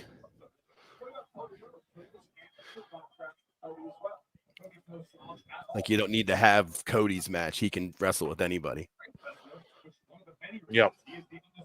He's a position player, you know? Yeah. Like, what do you need He's me like to a do? Chelsea Green, but like he's like Chelsea Green, but super over. Like, not that she's not super over, Right. but he's like Yeah, the I top get you. selling guy, you know? Yeah. But he's a guy like heel, babyface, can sell, can work, can flip, Right? jump through a Yeah. flaming table with Andrade if he needs to, you know, whatever he's got to do.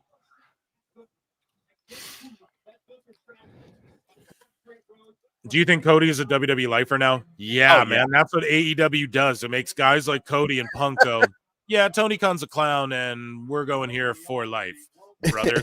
Jamie Earhart for $5 says, Chris Jericho, and now I notice I'm Tony Khan.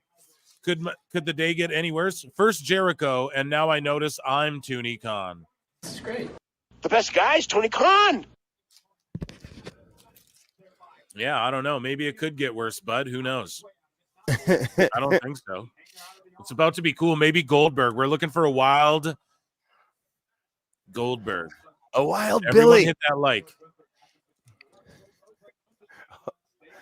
Whenever I hear Goldberg, I always think of how Bret Hart's is. A wild Bill Goldberg. Damn that Bill Goldberg. It's my favorite thing. He hates him so much. It's the best. Gotta respect him. You can hold on and to that. Goldberg's just like, yeah. Yeah, Brett. I mean, I don't know what you want me to say about Brett.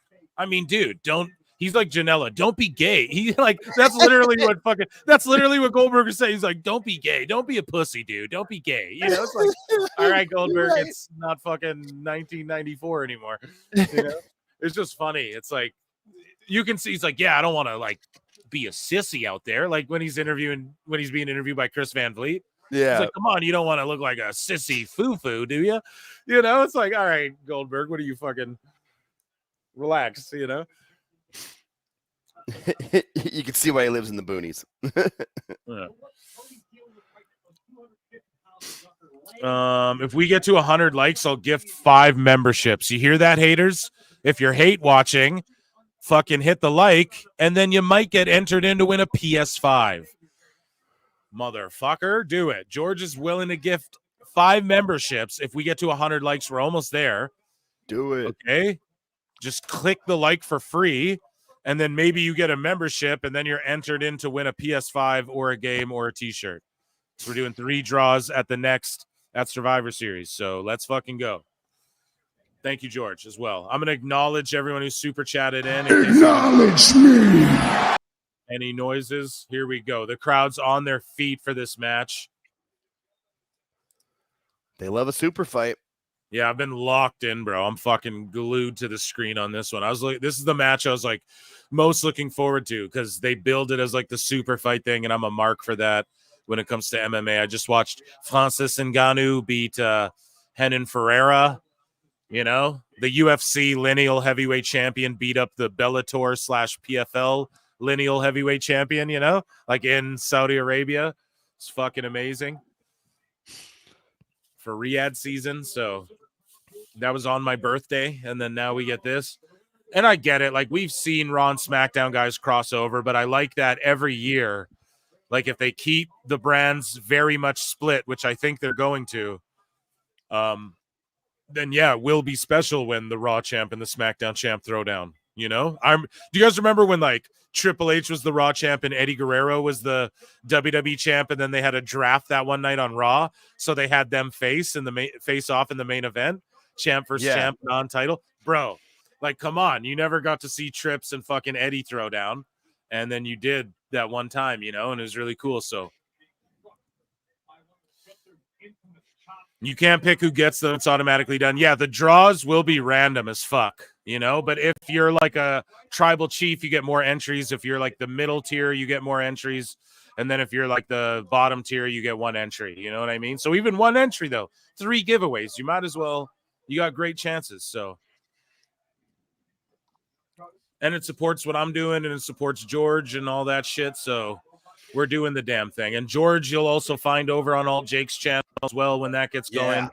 He'll be tapping in with some stuff, but more when that's launched and Jake actually has some content up there. But yeah. And whenever you need Jake, throw the link in the fucking chat and people can go subscribe to that. A good call. Yeah. That was the whole reason I posted it, so that during this show I could, hey, come and subscribe so you'll be the first people to know when I start posting stuff. Yeah, it'll be soon though. We'll get that going, and Oh, got him in the rear naked. Here we go. Artist formerly known as Jabroni Jabber Brody is a new member. Let's fucking go, man. The Jabroni Jabber Brody. Amazing name, bro. Thank you for becoming such a member. good name. I love that. You're the man. Yeah. Artist formerly known as Jabroni Jabber Brody. I love that. Thank you so much.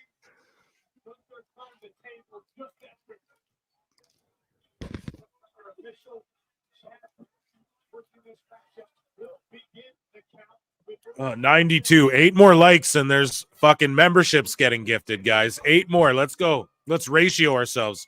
We're at 92. Let's do it. Fucking chat killing it today, man. And shout out my people watching the replay who are hoping for the night show. I know, like, at the nighttime, a lot of people are, that's what they tune in, like, at night for the late night show. But yeah, we're doing the crown jewel here today. And the next one we do will be next Saturday. That'll be your typical night show, I believe. And then, all the way till Survivor Series. Yeah, that'll be in Canada. I can't wait for that. Yeah, that'll that's be a fun stream. The 30th. Oh, you should do one for Saturday night's main event too. Yeah, that's a Saturday. Oh yeah, Saturday night main event in December. Oh, that's gonna be fun. Right? Oh, that's gonna be fun, man. I'm so stoked for that. I really am. Me too.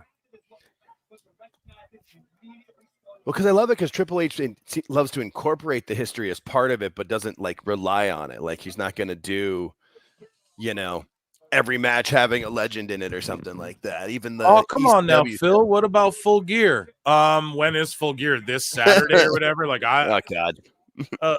Okay, if I got to switch the show to Sunday because the pay-per-view Sunday, then I'll do that. Whatever. But it's like I don't like. I don't know. I guess Lashley's in AEW, but. We'll do a watch along for that. Someone else said Wednesday. Yeah, George said Wednesday show is going to be a banger. Yes, it is. Hopefully, AEW doesn't puss out and give up their hour to WWE. And if they do, I don't care what the ratings say. It's an automatic fucking L. And yeah, we're going to watch that head to head. I'm going to have dual screens going and we're going to go fucking head to head with that. And I'm going to break down what's the better show, segment by segment, and I can't wait for it. NXT in the ECW arena, dude. It's gonna be so all the legends are gonna show up. It's gonna be amazing.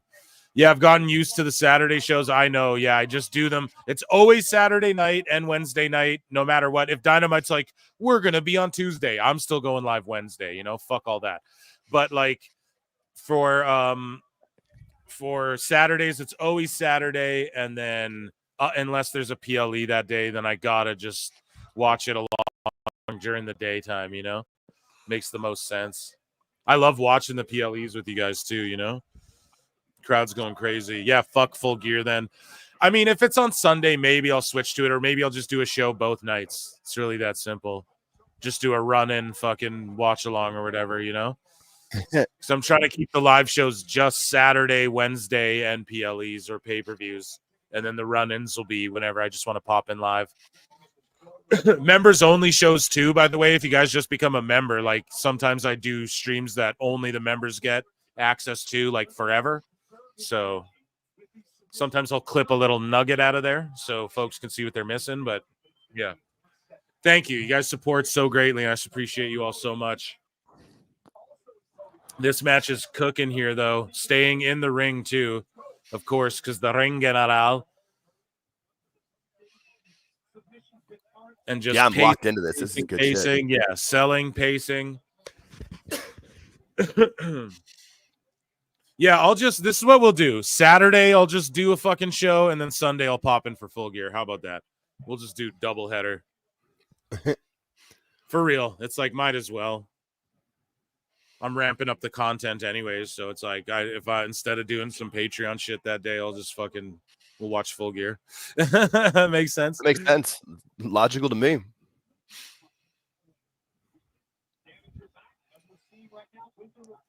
I didn't even realize they have like the old school ring, the old school ring posts. It's not like the LED ones. I like them better. I do too.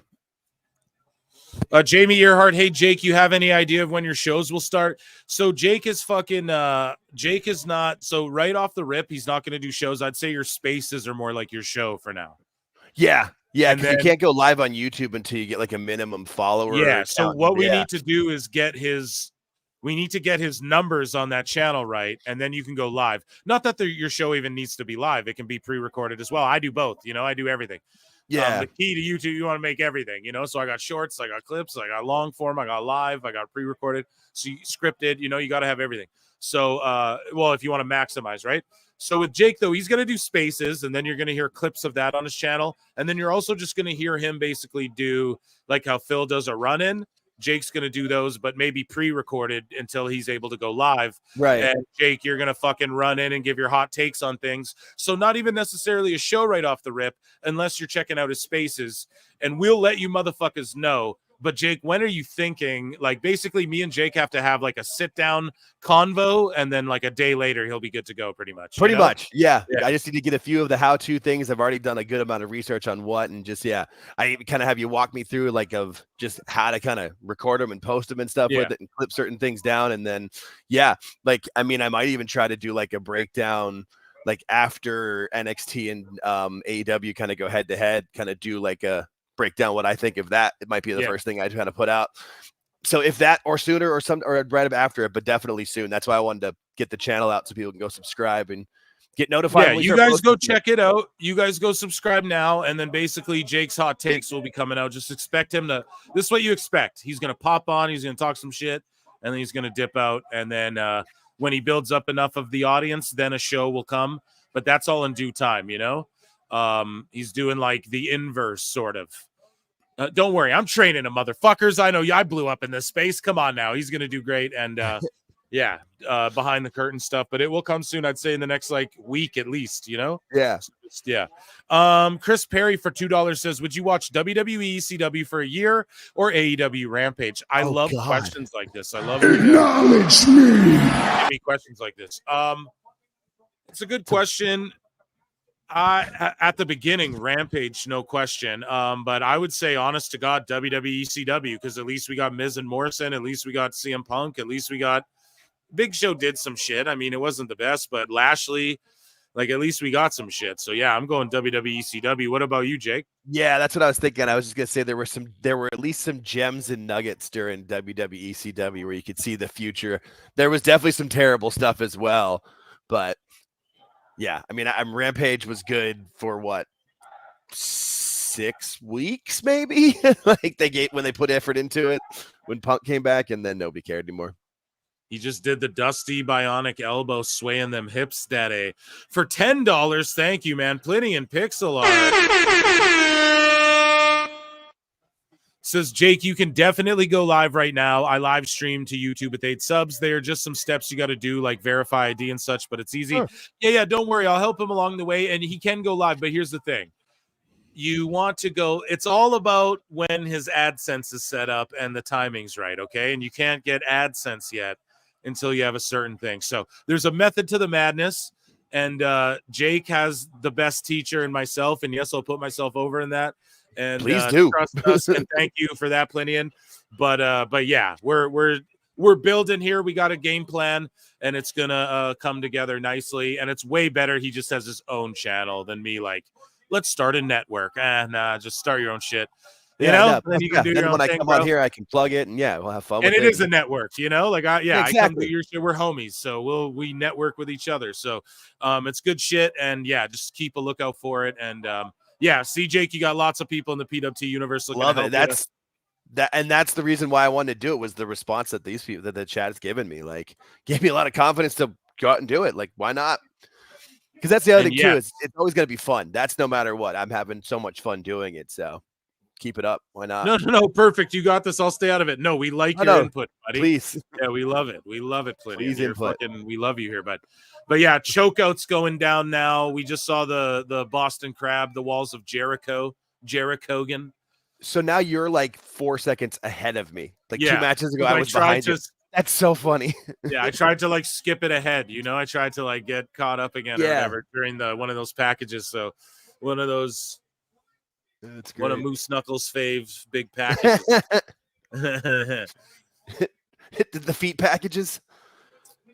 Let's see where we're at with likes, man. Do you guys want some free memberships or what? Let's see. We are stuck at 92. Yes, we need 8 people to hit like. And then Juan Salazar in the chat just nailed it. WWE ECW had the Kelly introduction. Yeah, that was there it is. Solidified. That was she was big meeting tomorrow. Stay tuned. Hell yeah, dude. Make sure you kill it. 93 likes. Let's go. Let's go. Hopefully Cody don't get choked out here.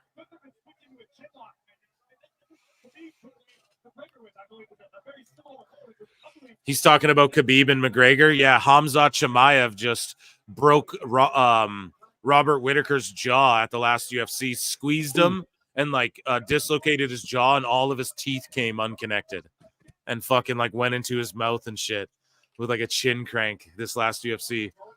In where was it? It was in Saudi, I believe. Boom, Crossroads. Cover him, Cody. Pin him, God damn it.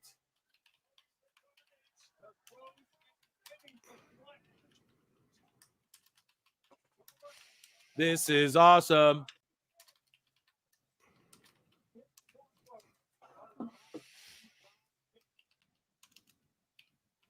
This is awesome. 93 likes, man. We need 7 likes, bro. And then we're getting gifted memberships. If 5 of you came in, hit that like. We're gifting memberships at 100 likes.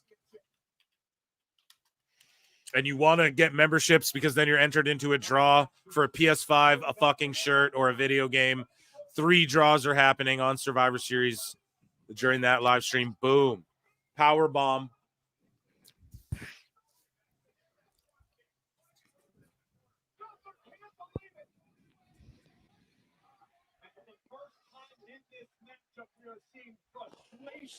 Man, this match is great. I just realized I'm like, oh, yeah, right.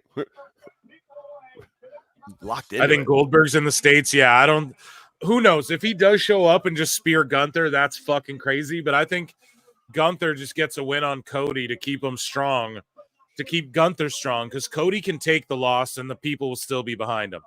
Gunther, he can take the loss too, but the thing is like he just had that crazy IC title reign, and then he fucking wins the world heavyweight, and it's like, do you want to just halt his momentum again? I don't know. I just feel like him losing the IC title was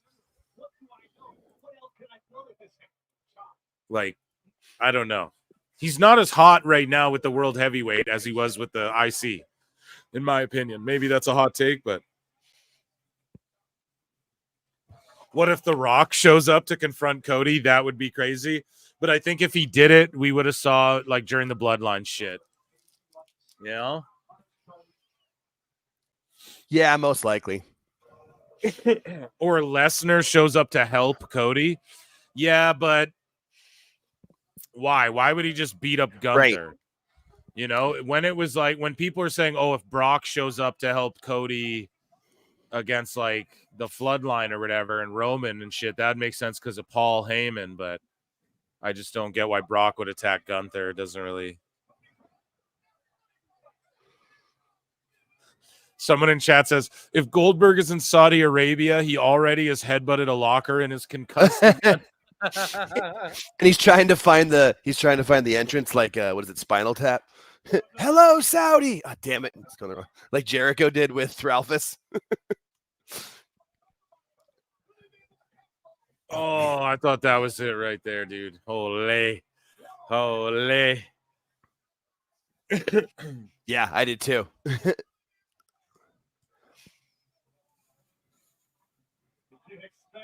Anything less, we are watching the undisputed WWE champion Cody Rhodes battle the world heavyweight champion.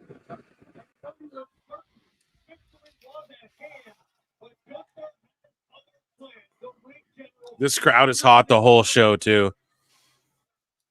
And I remember that was like the thing initially with the Saudi crowd, because they were like dead. The Jabroni Jabber Brody says they could say he's helping Cody because Paul helped Dusty. Maybe, yeah, and just the fact like Brock put Cody over and was like raised his arm, you could just say, well, here you go. But I just think we see Brock back when Paul comes back. That would make the most sense. Yeah, for whatever reason. Not saying Paul would just be with him the whole time, but also, man, I mean, the Saudis are throwing so much money around, dude. Brock Lesnar versus fucking Francis Ngannou for that Bellator PFL title or whatever. Oh. And Brock does love money. Yeah, I picked wrong this whole fucking time. Clean sweep. I got them all. Dude, Alt Jake had the clean sweep. I got them all fucking wrong. And Cody is the first ever Crown Jewel champ. And that's a good finish. Yeah, I just felt like you had to end it with, especially with the Bloodline losing, you had to like give it to Cody in the main event. They're sending the Saudis home happy almost every time, you know? Oh, yeah. So he wins. It doesn't hurt Gunther really, but it's like whatever. Cody is your top guy, so makes sense. And they're just like really getting Cody like in the history books, you know? They're really like resume. Yeah, they're just building it up because he's really leading this new generation here. And I mean, when Triple H says that he believes that Cody is like, when he said that we're going into a new generation and Cody is the leader, like that was truth. That wasn't hyperbole. It's a solid match, but we've seen Gunther lose this way multiple times already, though, too. Where like where his guillotine is a rear naked choke gets rolled up, you know, and he doesn't kick out of it. Like we've seen that. Cody Cutter gets caught. See, we've seen this finish with him before a few times. So it's like, Gunther, you're the ring general. Learn to reverse that reversal, you know? Come on, man.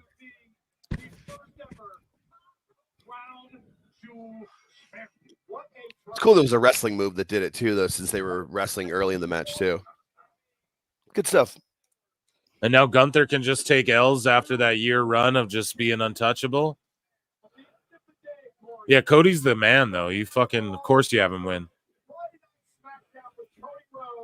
But yeah, overall, this PLE, unless something crazy happens right now, which I just don't think it will, I rate this one like a C, honest to God. It wasn't like blow me away. There was no, it's like, yeah, these matches were solid, but there was nothing where I went, oh, this is one of the most memorable events. The crowd was really hot, sweet, you know? Cool. That happens all the time. Gunther and Cody, was that a classic? I wouldn't even say so. It was a solid match, but Gunther just has great matches with everyone. Seth and Bronson was fun. The Bloodline story stuff was really fun, but they fucked up the match. Yeah, I give it a C, a solid C, guys. C plus. We'll give it. I'm not going to shit all over it. A C plus. Like I was sports entertained for sure. I was sports entertained, but it wasn't like, oh man, when we watched Bad Blood and that fucking Punk Drew match, we were just like our minds were blown. Yeah. You know? So this wasn't that by any means anywhere. This whole PLE. So and yeah, it won't end with like The Rock or anything. Like the Saudis just want to have their moment. This is what they do with the fights too. They come in the ring, hand the belt over, take their photo ops. You know, they just love super fights over there. So Crown Jewel, if you guys look at it, like it's more of a, this is more of like a sports AEW type event. Not to say AEW is more sports like, but you know how to them it's just like, well, it's a bunch of great matches.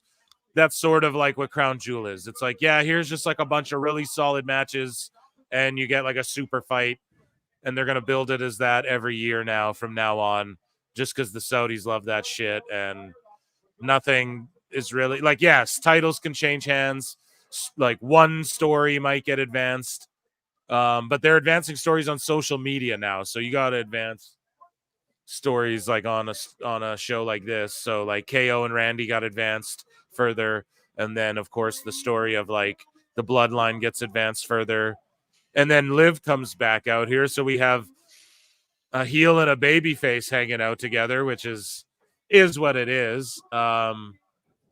Not that it's a big deal, but at least they didn't do like, oh, it's a couple like in AEW. Oh, they own heart belts. We'll give it to Britt Baker and Adam Cole. That was a good idea. Whoops. Yeah, so these are just fancy house shows. So just take it that way, you know, like don't expect much from these, and then it's a little more, but you know that going into it. Here's the problem. Again, not to make it about AEW, but when all of their shows are just basically like, here's like 2 matches with stories and then a bunch of shit thrown together. Yeah, when you do that all the time, it sucks. With this, they at least had stories for every match that we enjoyed, and this is just for the Saudis to flex their wealth and continue to bring tourism and have Cody Rhodes hold up their big diamond fucking belt, you know? Yup. And to Liv, then they're 2 of the biggest stars in the business right now for sure. They shake hands even though Liv is a heel. It's weird. It's weird that just Cody's like the white meat baby face, you know, even though he sort of detests that a little bit. It would have maybe been better if Dom was out there with her, because that would kind of fit to their story. Like he's just rubbing off her shine, you know? Yeah. But I'm excited, for Survivor Series. I think that those War Games are going to bang, dude. I can't believe it's a year since the last War Game. Since I know. I was Punk talking came about my back buddy the other day. Talking to my buddy in England the other day because that was one of the matches that I really got hit because I was getting him back into WWE, and he was really sold on that last year's War Games match. Well, ladies and gentlemen, round of applause for that was fun. Crown Jewel.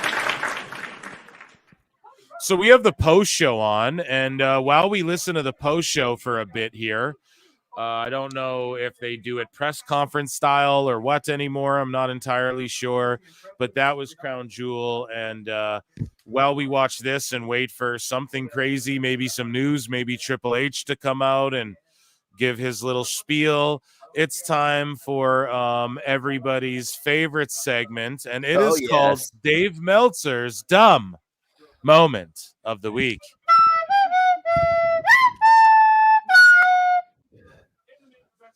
What we've all been waiting for. Yeah, shout out to Big E and Sheamus here. So we have quite a bit here. Dave Meltzer gets a shout out, literally, on Dynamite on Fright Night, and people were saying, Jericho's been a 30-year fucking Meltzer stooge, and the Mole insinuated that Jericho did this because La Greca and Bully were on NXT. So, 3 guys hit the like button, please. 2, 3 of my guys. You're all my guys. 3 of my guys hit the button so we can get some memberships gifted. Flutes in the chat. And so, yeah, let's just play this little clip here. The Wrestling Observer newsletter said would be remembered for a long, long time. A ladder match that Dave Meltzer himself gave 4 stars to. Dave Meltzer gave 4 stars to it. Apparently, that's because LaGreca was on the fucking NXT. So the latest updates on what would happen if AEW makes an offer to an indie talent who's signed to one of the new WWE independent development contracts.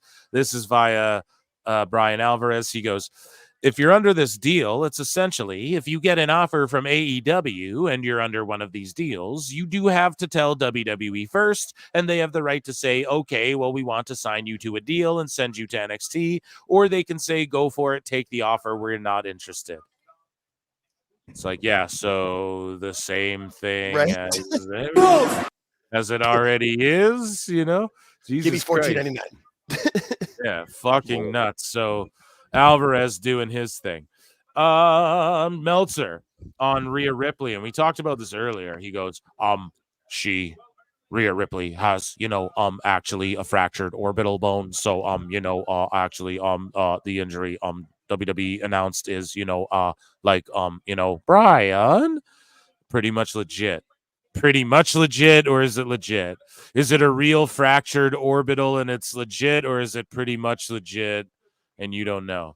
And he goes, it happened last week. She is going to be out for a while. And I'm not saying like maybe she fucked herself up, but dude, a fractured orbital, like I don't want to pull it up on YouTube because they don't like that sort of shit, right? Unless like you're literally WWE or UFC, then you can get away with violence, but no other channel can, you know what I mean?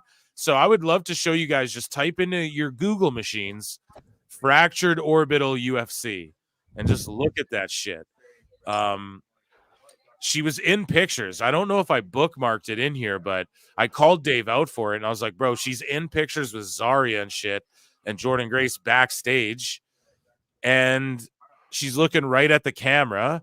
Dave's trying to say they're hiding her face. No, bro, she's looking right at the camera, and her eye would be swollen shut. Like, fractured orbitals don't, you know what I mean? They don't just like heal up that quick. So when did it happen? On Raw, and then on NXT, her face isn't swollen shut, and she's doing these, taking pictures and smiling ear to ear. I don't really think that that's how it goes down, man. I've seen enough MMA, and that's how I know Dave hasn't. Dave goes, last time AEW drew a 800K, or sorry, this is Heel Uzi saying, last time AEW drew a 800K was April 10, 2024. Last time they drew 750 was June 27. Last time they drew 700 was September 25th. So Meltzer goes, rating was 628K. Considering the World Series number at more than 18 million, I'd consider this very good. Of course you do. Meanwhile, didn't NXT do 632 or whatever the fuck they beat AEW with 700K, and he's like, oh yeah, the 0.2 makes a difference. Like he was doing Steiner math. We covered it last time. He's like, oh, the 0.2 in the key demo is more than 7 million households or whatever bullshit he's spouting. And then now, instead of going, NXT did have more viewers or whatever, he's literally he's going against the World Series. Like NXT went up against NBA opening night. He didn't say shit. Man, we chronicle this. He's a fucking con artist. I want people to get their $14.99s back. Give it to Phil Marks. You might win a fucking PS5. Speaking of which, George Capture gifted 5 Pro Wrestle Clips memberships, and Mike Saucely's gifted 5 Pro Wrestle Ships memberships. Let's go. And I said Pro Wrestle Ships, but I don't give a fuck because we got 10 gifted memberships here, and now you're 10 people, even possibly some of my haters, are entered in to win a PS5, a game, or a t-shirt, man. So round of applause for George and Mike Saucely's. Amazing. Thank you so much. And all of our new members. Okay. Moving along here. Dave Meltzer, more Dave Cope. He goes, negotiations are close for an ROH TV deal. Hopefully, to add to that, we touched on it earlier. The idea behind, they always say this, the idea behind this is this. It's like, yeah, we know. That's why it's happening, So Dave goes, the idea behind Chris Jericho's ROH World Championship reign is that having him as face of the brand will mean more during negotiations. They literally said that last time he was the Ring of Honor champion, the Ocho. Now he's the Nueva or whatever, Nuevo. And he's, I don't know, the face of ROH, and they're going to try and negotiate a deal. We heard this before. If they get a TV deal, sweet. Who knows? Dave, though, just giving out spoilers. We're going to get into that because he's spoiling all the fucking AEW here. So Meltzer says that WWE has strongly talked about having John Cena challenge for one of the world titles at Mania 41. So I could say, yeah, they strongly talked about Austin versus Undertaker at Mania 41, and then it doesn't have to happen, and there's no accountability. So It's just every mark on line's like, oh, I want to see title go for a belt. So then they go, oh, they strongly consider it. Now, like, yeah, Cena versus Gunther. Gunther beats him. I could see that. But they're strongly talking about lots of shit, Dave, and it's just you could just say that about anything. They're strongly talking about changing the logo. Are they? I don't know. I just said that. People the backstage. TV deal is imminent. The TV deal was imminent for freaking AEW for 3 years. So I guess we'll find out that ROH is signed to a TV deal in 2027. Jesus. People backstage say this. Who said that? My sources. Many say this. Who's many? Is that like a guy? Is that like a new gimmick? Dave Meltzer, you putz? No, it was Manny. Manny said that. Oh, right. He meant Manny. Yeah. Sorry. Yeah, because he can't spell. No, that's it. What did Enzo say? Manny. What is that? Like Callisto? When Simon Gotch buried him? Yeah. I don't know if you guys ever seen that shoot. Anyways, deep cut. Rhea Ripley versus Raquel Rodriguez was planned for Crown Jewel before Ripley's injury, with the four-way women's tag championship match seemingly being the replacement. Meltzer goes, the show was changed due to an injury to Rhea Ripley. Ripley suffered a fractured right orbital bone that will put her out of action and ended up delaying the planned singles match with Rodriguez, which was confirmed to have been on this show.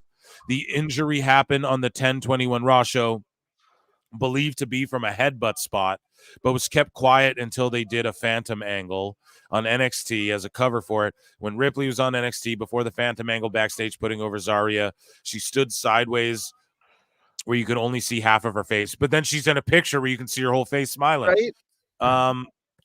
And you saw Liv Morgan and Rodriguez leaving the scene. Well, we don't know. So then why are you talking about it, news? You're the news, right? Oh, well, they don't know everything about a murder before they report on it.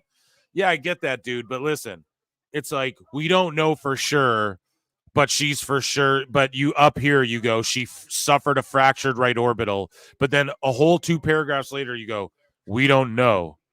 But it would appear this shit happened as a replacement. And it's like, I don't know. Who knows? They could be getting worked by fake injuries. It wouldn't be the first time.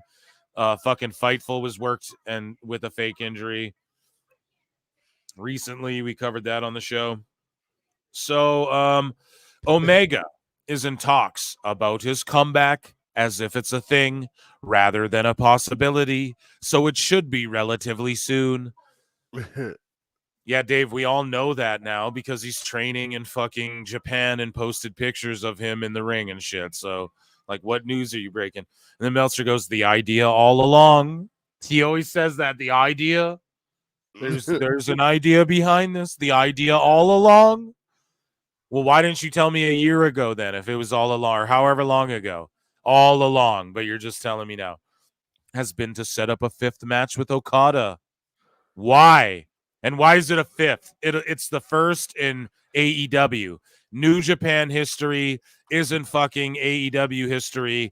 And a bunch of people don't even know they wrestled 3-4 fucking times, man. Although that is quite the standard those two have to live up. So don't do it. Don't rehash the old bullshit. Or if you do it on Dynamite and give it away, and because it won't be as good. And don't try and redo what you did and have a 60-minute whatever. Have some story be told in it that advances whatever the fuck all these goofballs are doing as far as the Bucks and all that, right? So, speaking of the Bucks, Meltzer again with another idea behind something. Dave's got a lot of behind ideas. You know what I mean? So he goes, the idea behind the Young Bucks AEW hiatus is that they don't want. It's so funny how he's always trying to explain the idea of what this is. Bro, we know. We get it, dog. Like you, Jesus. They don't want to get involved with the BCC, but they will eventually come back to save AEW. So Meltzer just stooges their whole storyline. The only story they have, he stooges it while simultaneously confirming the mole. You what? Yep. Dave. The best guys, Tony Khan. Tony, stop letting this guy around you. You fucking mark. So all the marks who already read his shit, you just spoiled it all. The crowd that watches AEW is the crowd that likes to read the script for Avengers before it comes out, but it leaked on Reddit. Okay? What are you doing? So Meltzer comes here and goes, the whole idea's been that the Bucks are gone and they don't want to get involved with the BCC right now, but they're going to come back and save all of AEW nonsensically, which confirms what the mole said was going to happen, and it's a literal mole that's out there that all you know about. I know all you sheets know about it, by the way. BT dubs. I know you all do. I know you all heard our shit. So, like, for people, and this isn't about this is about, like, Dave wants AEW to succeed, and we talk about it all the time. He talks about wrestlers, and he fucking backhand compliments them all the time, and he buries them while he thinks he's putting something else over his idea, and he buries them. Now, me, I bury shit, and I outright say I'm burying it. Dave does it, and he doesn't even mean to because he's so fucking dumb. And he literally just told you all. He just told you all what their storyline, like, so confirming the mole, the Bucks are leaving and are going to come back and be the ones to save AEW from the Nazis, from the Yahtzee clan. With Why Kenny, would you who they just did this other stuff too. So forget about them turning on Kenny and doing the bro. Why would you say that? Like, why would you just ruin it for anyone who actually cared anymore? And they think this is helping because Dave, and I'm telling you the psychology behind it. Dave thinks in his mind, he's like, oh, this is such a great idea, Tony Khan. And in his mind, he's thinking, if we get this out there, then it'll drum up excitement and people will know. Now they already know and they're like, this is dumb. Why would I watch? So you fucked it up already, dude. This is what happens when he stooged the Edge shit. He was so giddy. He couldn't wait to talk about, oh, Danielson's coming. He just, Danielson's coming. It's just happening. He's so giddy to talk about it, and all it does is ruin it for AEW. And Tony's he knows he can be right about. Tony's too oblivious to know to keep this fucking weirdo away from their company, man. And Dave has to put it out because it's the only thing he's going to be right about. It's the one story that he's got that actually is correct, the stuff with AEW. But when he says it, it blows their story. And Super Duper Gamer says AEW is literally copying and pasting old WWE storylines. Exactly. And they're copying and pasting everything. Like, look at when you're watching their show, they're doing all these quick cuts. And you're just like, bro, what is fucking Kevin Dunn working here? The power's going out, and then the guy doesn't debut. And then the power goes out again, and then they debut. What's going on here? So, according to the Observer newsletter, Chris Jericho asked Jushin Thunder Liger to do one last match on the Jericho Cruise, but Liger turned him down, saying he was too old. Yeah, and who wants their last match to be on the fucking Jericho Cruise? Shout out Liger for having some sensibility. My word. Good for him. Meltzer again. So check this out. Meltzer comes out and says, The Rock is not penciled in for Mania. He did this last year, and The Rock goes, that's bullshit, right? Calls out the dirt sheets. This year again, Meltzer's going, actually, The Rock is not committed to doing WWE WrestleMania. He said this a couple weeks ago. We covered it on the show. The Rock responded to someone on Instagram and was like, don't listen to this horse shit. So Dave already got owned. The Rock already shut this down. All of a sudden, November 1st, guys, Dave, okay, a day ago, comes out, or this was Halloween night or the morning after, November 1st. And he says again, he doubles down and go, The Rock is not committed to doing the main event of WrestleMania 41.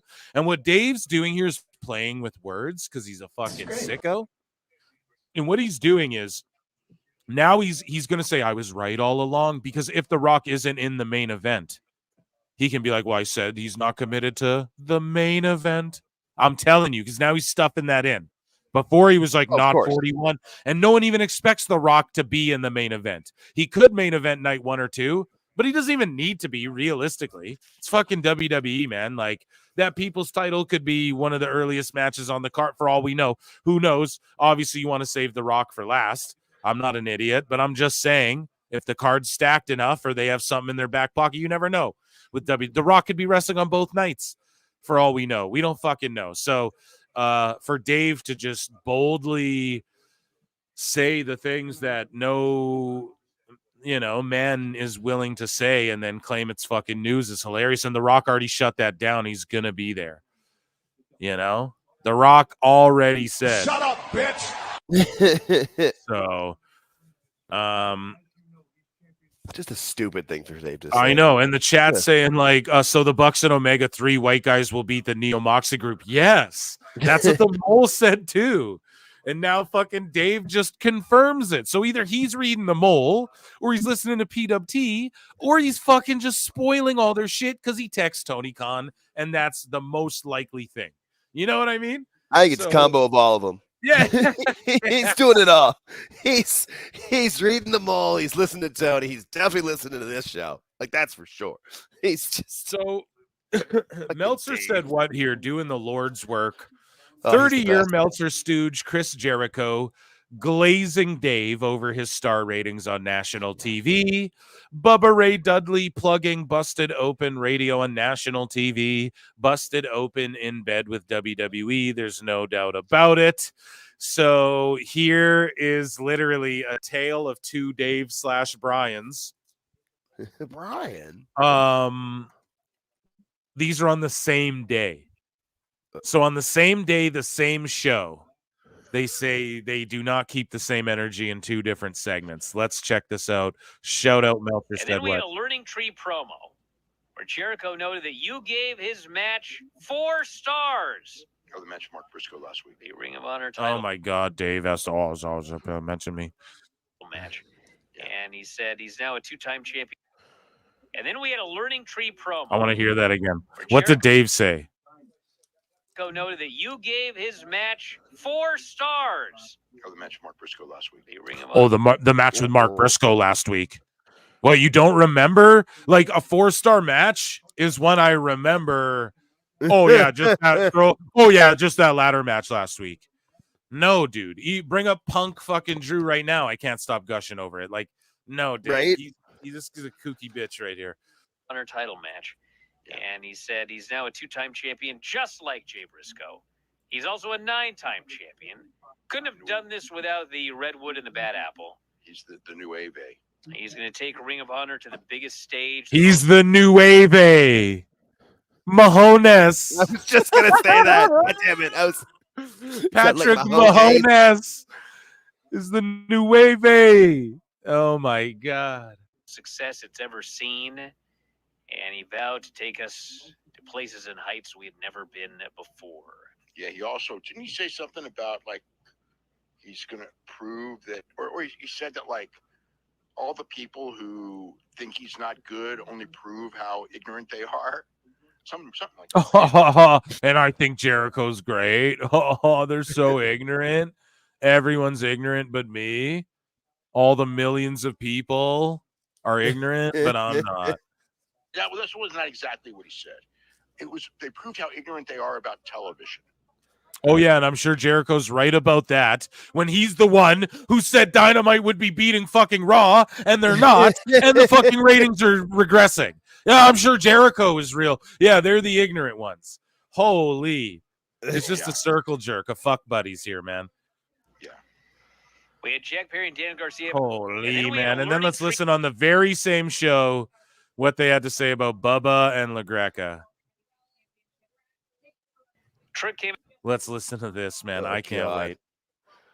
Trick came out for a victory promo, and he wants to talk to the only reason he wasn't in the hospital, Bubba Ray Dudley. So Bubba comes out and says, they just sound disappointed. Oh, he gave you a 4-star match. Yeah. Oh, yeah. And then this, Bubba Ray Dudley. It's like, dude, Bubba clears 80% of the AEW roster. Like, you know, fuck it. Kenny said he wouldn't hire 80% of them. I'll say, yeah, Bubba still clears 80% of y'all, at least promo-wise. And I bet Busted Open gets 80% more than Dave. Yeah. Do the right thing. Wasn't really even about you. It was about that Ridge Hall. I don't like that guy. And he says, he actually plugged Busted Open like 4 times on the show. Over and over and over. Over and over and over again. Well, they're in bed with them. There's no doubt about it. They plug. They're in bed with them. It's no doubt about it. Are you fucking kidding me? When Mark Henry, who worked for AEW, was on Busted Open, and they tried to get Tony Khan on, but he'd refused to go on because he's mad about simple criticism.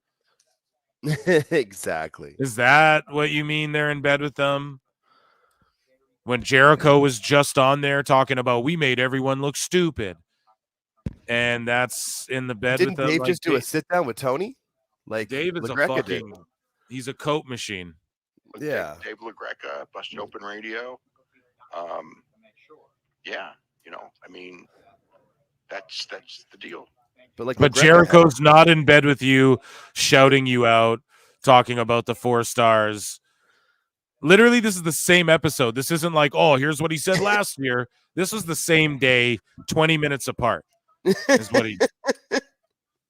My advice to you is have eyes in the back of your head.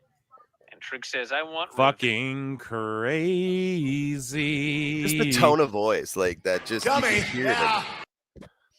And like, That yeah, is LaGreca nuts. had a sit down with Tony like less than a month ago, where they had him on for.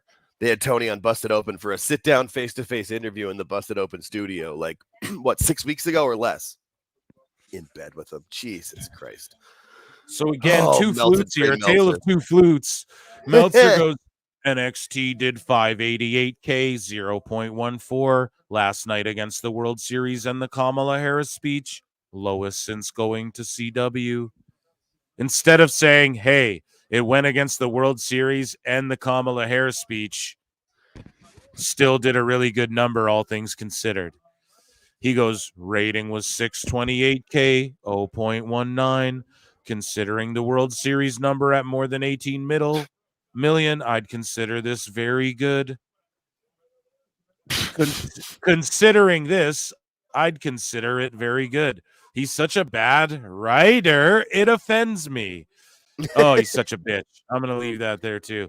Meltzer calling other people stupid. -5 stars. So Meltzer says, responds to this guy, Beast Marston, says, I know it pains you that your show is consistently dropping in viewership, but cry me a river. It will never reach 700K. And then Meltzer goes, my show. Imagine the level of stupidity this entails. It is your show, Dave. You fast forward through Raw and shit. You admit it. You fucking hang out with and text and love the Bucks and shit. Okay? So it is your show. It's your favorite show. We know. You love Krusty W more than anything.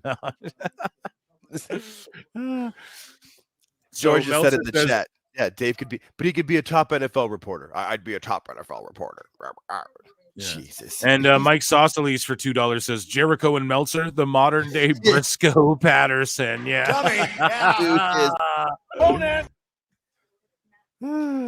Thank you for the super chat. So Dave likes to do this too. So we talked about his ideas behind ideas. There's all these ideas behind things. And then Meltzer goes, he always likes to say this too, many, and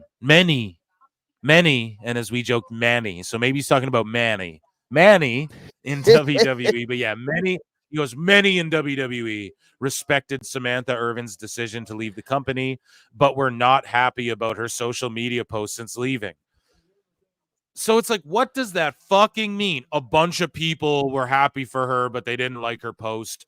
You could just guess that. Who's many? Say Rey Mysterio is happy for her, but didn't like her post. Like, name people. Fuck. It's nuts, man. I could just say this. Many people think Dave's dumb. Oh, many people? I think many people would say I'm not dumb. That's what he would do. Because you can't do that. You can't just say, well, my many. sources tell me. Yeah. Oh, there's many people. It's fucking clown shoes, man. So we move along here. Here's our last one. Meltzer just stooging more of the story. He goes, there is no set timetable. So he literally tells you there's no set timetable. Then he tells you the fucking timetable. He goes, there's no set timetable for a Young Bucks return. Past it'll be for a while. Past it'll be for a while. And they aren't scheduled for the Full Gear show. It'll be no longer than January, since they are confirmed for the joint AEW New Japan show at the Tokyo Dome. Oh, God.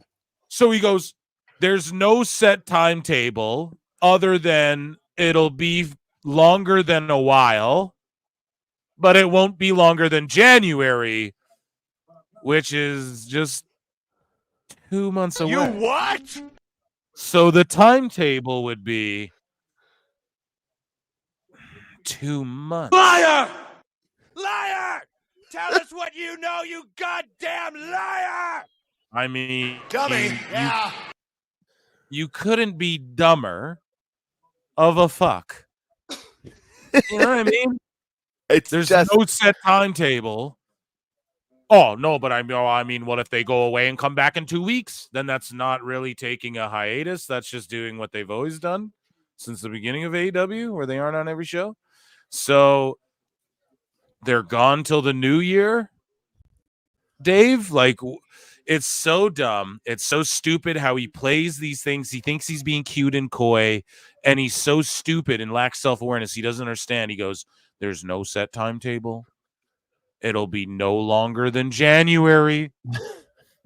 So there's a 2-month timetable in which they can return from their hiatus, Dave. You guys know what I mean? And because of that, because of moments like that, I get to do this. And that was another absolutely phenomenal Dave Meltzer's dumb moment of the week.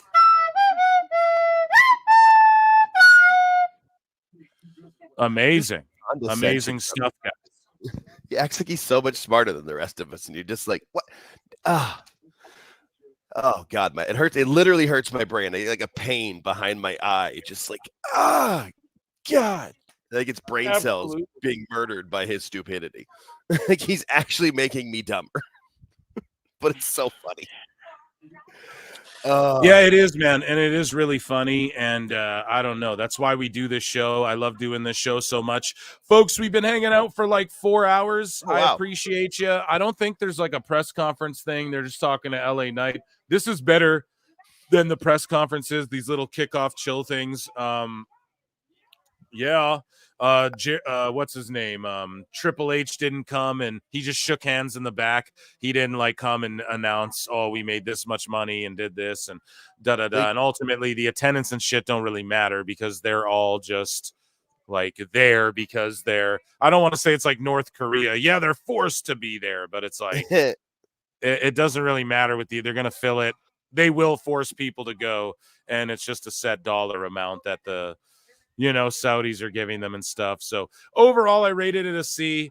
I appreciate you all for hanging out with me. Alt Jake, round of applause for Alt Jake for coming to hang out today. and the chat as well. Chat is goated. Chat is undefeated. Again, youtube.com/@prowrestletimes. The replay will be up there immediately following this show. youtube.com/@prowrestleclips. Hit the subscribe.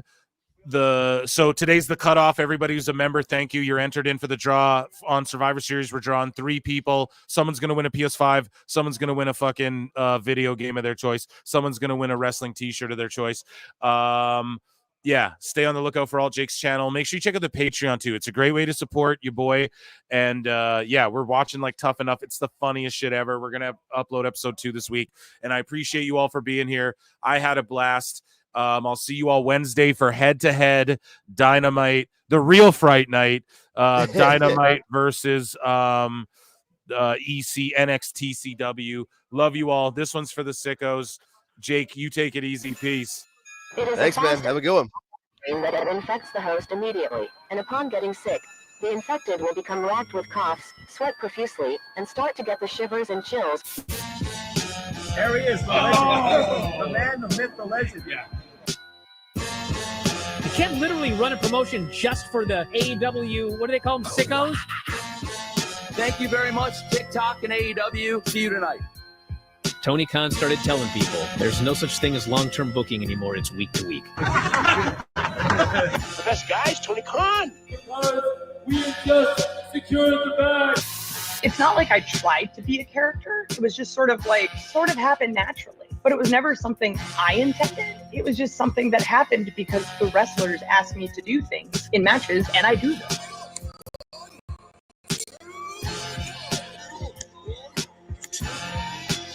If you run a promotion just for the sickos, you're going to do 400,000 viewers eventually. Effing Meltzer. You know that SmackDown actually went over and everything? Yeah. What's the point? The point is SmackDown. What are you getting at here? That the DVRs didn't pick it up. Did they not pick it up? You know, mine didn't. Let's get into everybody's favorite moment, and it is called Dave Meltzer's Dumb Moment of the Week. What would you like to listen to in your ears? I'd like to hear the flute. Well, if you'd like to flaunt your flute, then we can find you a flautist. We have just secured the bag. It doesn't help me. Okay, so complain, but I will complain. Let me have my misery. And when I heard that, I was like, what? Thank you, fuck you, bye. Boom.